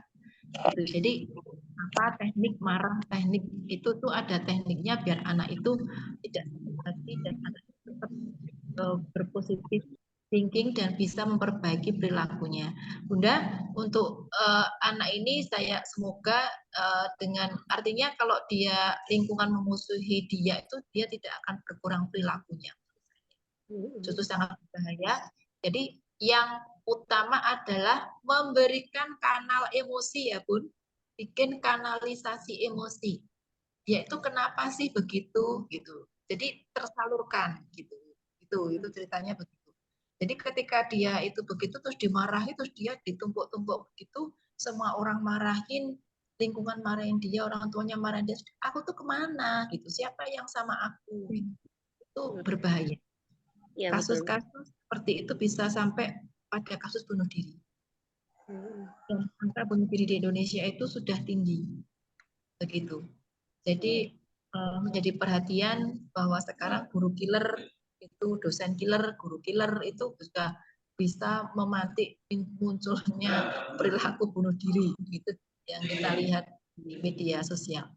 Jadi bagaimana kita memiliki, jadi gitu Bu. Jadi mohon nanti anak ini mungkin kan artinya tidak ada diagnosa seperti hiperaktif atau diagnosa yang lainnya. Jadi masih mungkin karena dia kurang perhatian atau memang secara energi dia memiliki energi lebih yang harus disalurkan. Sehingga aktivitasnya harus lebih banyak dibandingkan teman-temannya. Itu bisa jadi seperti itu. Demikian Bu Mega. Ya. Semoga nanti kalau kurang ini kita bisa diskusi lewat WA, monggo. Ya, baik.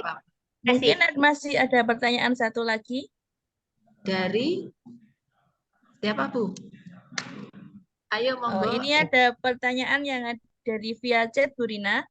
Oh, ya, di salah satu lembaga ada anak yang sering memegang kemaluannya. Nah, ini bagaimana solusinya selain pendekatan secara pribadi?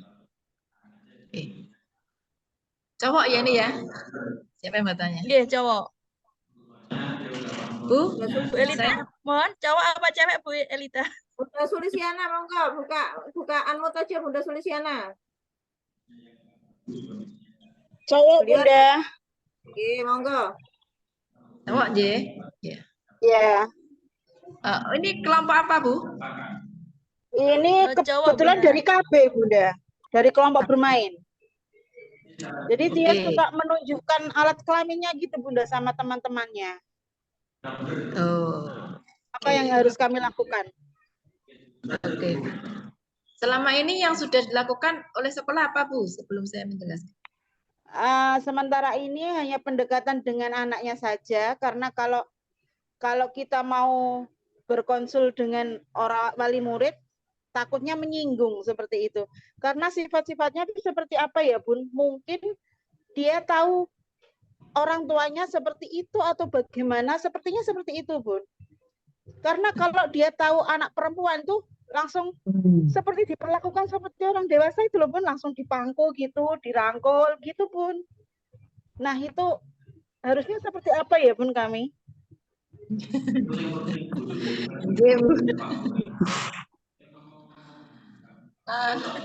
Bu, saya mau cerita dulu ya. Saya dulu pernah salah satu beberapa cerita. Di sekolah itu satu PAUD atau TK itu pernah punya kebiasaan setiap hari itu siswanya itu disuruh maju dan menggambar bebas. Itu setiap hari. Kemudian salah satu siswanya laki-laki itu menggambar itu menggambar alat kelamin. Kelamin, ya. Ya bentuknya ya gak sempurna gitu ya Bu, tapi gurunya kan kaget ya Bu. Wow. Apa gitu, gurunya kaget. Terus saya tanya, terus Bu, iya, terus akhirnya anak ini dibawalah ke mana, dibawa ke meja gitu, terus diajak ngobrol. Itu Bu gunanya menggambar bebas. Nanti dari sana tuh bisa mancing, bisa ketahuan. Terus diajak bicara, ini gambar apa? Jadi ada gambar kemana, terus ada apa kayak titik-titik ke bawahnya.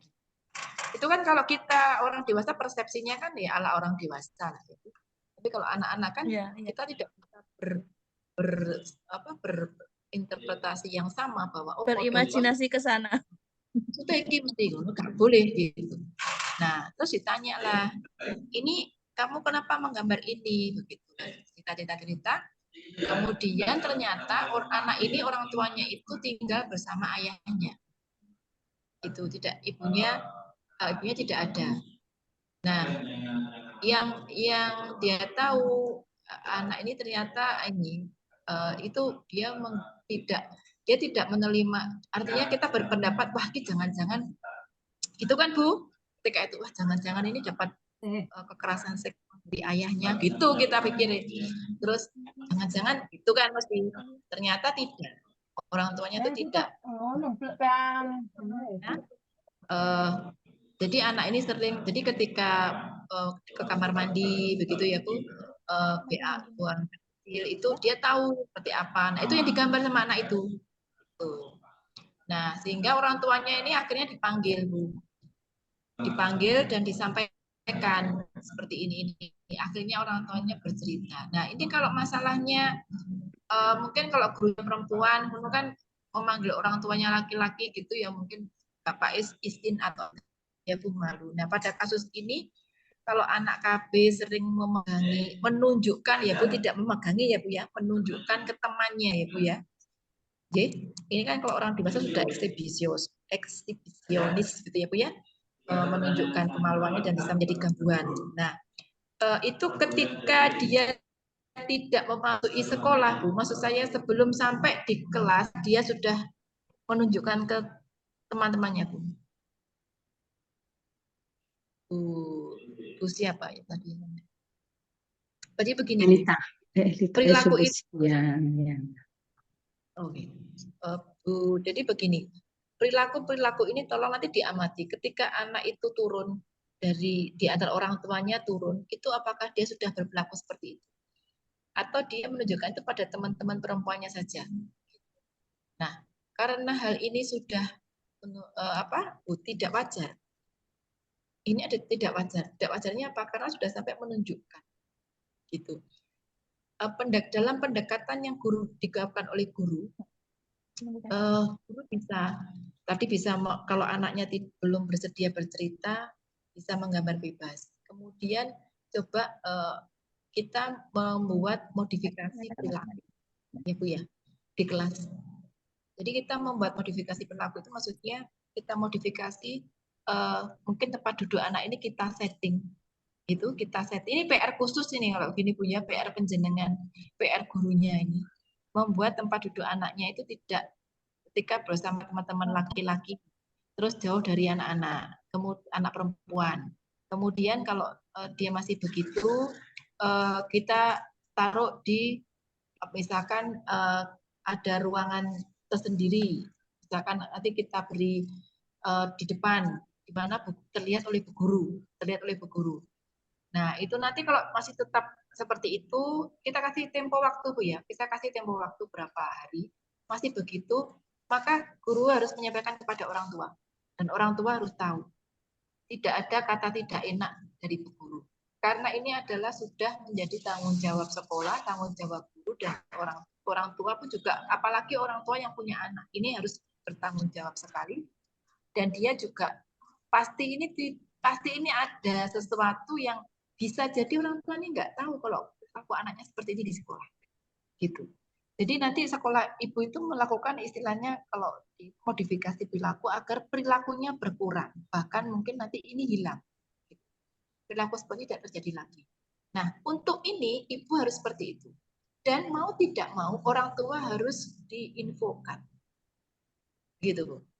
Nanti setelah orang tua diinfokan dengan pesan anak ini nanti setelah sampai di rumah, kalau orang tua itu memarahi, kalau bisa jangan dimarahi, tetapi diajak bicara dari hati ke hati. Itu nanti itu yang perlu dikeluarkan dulu Bu ya. Artinya kita harus tahu dulu nih, anak ini kok begitu. Itu bisa jadi karena dia nyontoh, karena dia melihat, maka dia akan meniru. Karena konsep belajarnya anak PAUD itu kan melihat, mencontoh, ditiru, dilakukan. Maknanya juga nggak ngerti.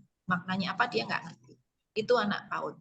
Sehingga kalau dia berperilaku seperti itu dan kita beranggapan seperti itu pada nanti jawaban anak belum tentu seperti apa yang kita pikirkan. Bisa jadi ini anggapan saya Bu ya, bisa jadi dia itu melihat terus kemudian dia menirukan. Kok menirukan kok lingkungannya oke-oke aja terus dilakukan.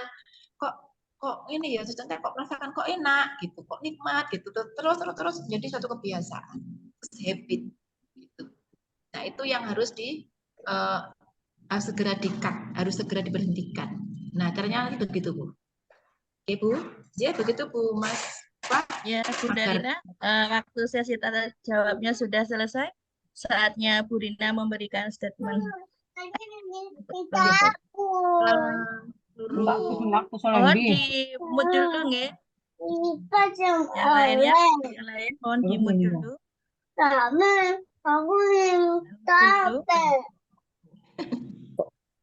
Ya. Oke. Bahwa kekerasan yang terjadi di lingkungan kita dan yang terjadi pada anak-anak di satuan pendidikan tidak lepas itu karena banyak faktor yang mempengaruhi. Dan tugas dan fungsi kita sebagai pendidik adalah bagaimana mencegah dan memberikan edukasi kepada seluruh pihak-pihak terkait dengan kekerasan yang terjadi pada satuan pendidikan ini, khususnya pada anak-anak dan terkhusus kepada anak usia dini. Buat mereka nyaman, buat anak-anak mendapatkan lingkungan yang nyaman, buat anak-anak mendapatkan pengasuhan dan perlindungan dari hal-hal yang merugikan anak-anak, baik di satuan pendidikan maupun di lingkungan masyarakat. Semoga kita semua, bunda-bunda semua, sukses dan berhasil untuk menciptakan generasi emas Indonesia. Mungkin ini. Ya, terima kasih Bunda Rina Wijayanti MPSI atas materi yang diberikan pada sore hari ini. Mohon untuk tidak live dulu, kita nanti ada sesi foto bersama. Oke, monggo dibuka kameranya.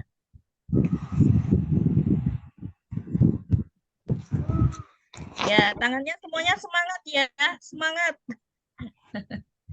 Ya, siap Bunda Elita? Ya, semangat. On kamera semua dong. On kamera. 1. Ayo, sudah. 1, 2, 3, senyum. 2, 1, 2, 3, senyum. 3, 1, 2, 3, senyum. Sudah, Bunda. Iya, terima kasih Bunda Elita. Baiklah, peserta webinar pada sore hari ini kita ternyata tidak terasa ya waktu 2 jam, sangat. Alhamdulillahirrabbilalamin, rangkaian webinar pada sore hari ini terlaksana dengan baik dan lancar. Ya, untuk ibu-ibu mohon mengisi daftar hadir yang ada di kolom chat dan mulai mungkin mengerjakan rangkuman atau PMM-nya nanti, karena kita akan dapat 2 sertifikat dari PMM dan dari IKM PAUD Indonesia. Saya Eni Lestiani sebagai host mengucapkan terima kasih kepada Ibu Heni Susian dari MPD sebagai keynote speaker. Mengucapkan terima kasih kepada Ibu Rina Wijayanti MPSI sebagai narasumber, kepada Ibu Aprilia Dianita Penny Siswanti beserta pengurus Kombel IKM PAUD Indonesia serta peserta webinar yang berbahagia. Ini saya dapat ada burung Garuda sedang berapa, Nak? arah barat. Jika kamu membeli orang, kamu tidak akan dibilang hebat. Oke, kita ulangi. Oke. Tepuk tangan semuanya. Saya akhiri. Bila taufiq wal hidayah. Wassalamualaikum warahmatullahi wabarakatuh. Selamat sore.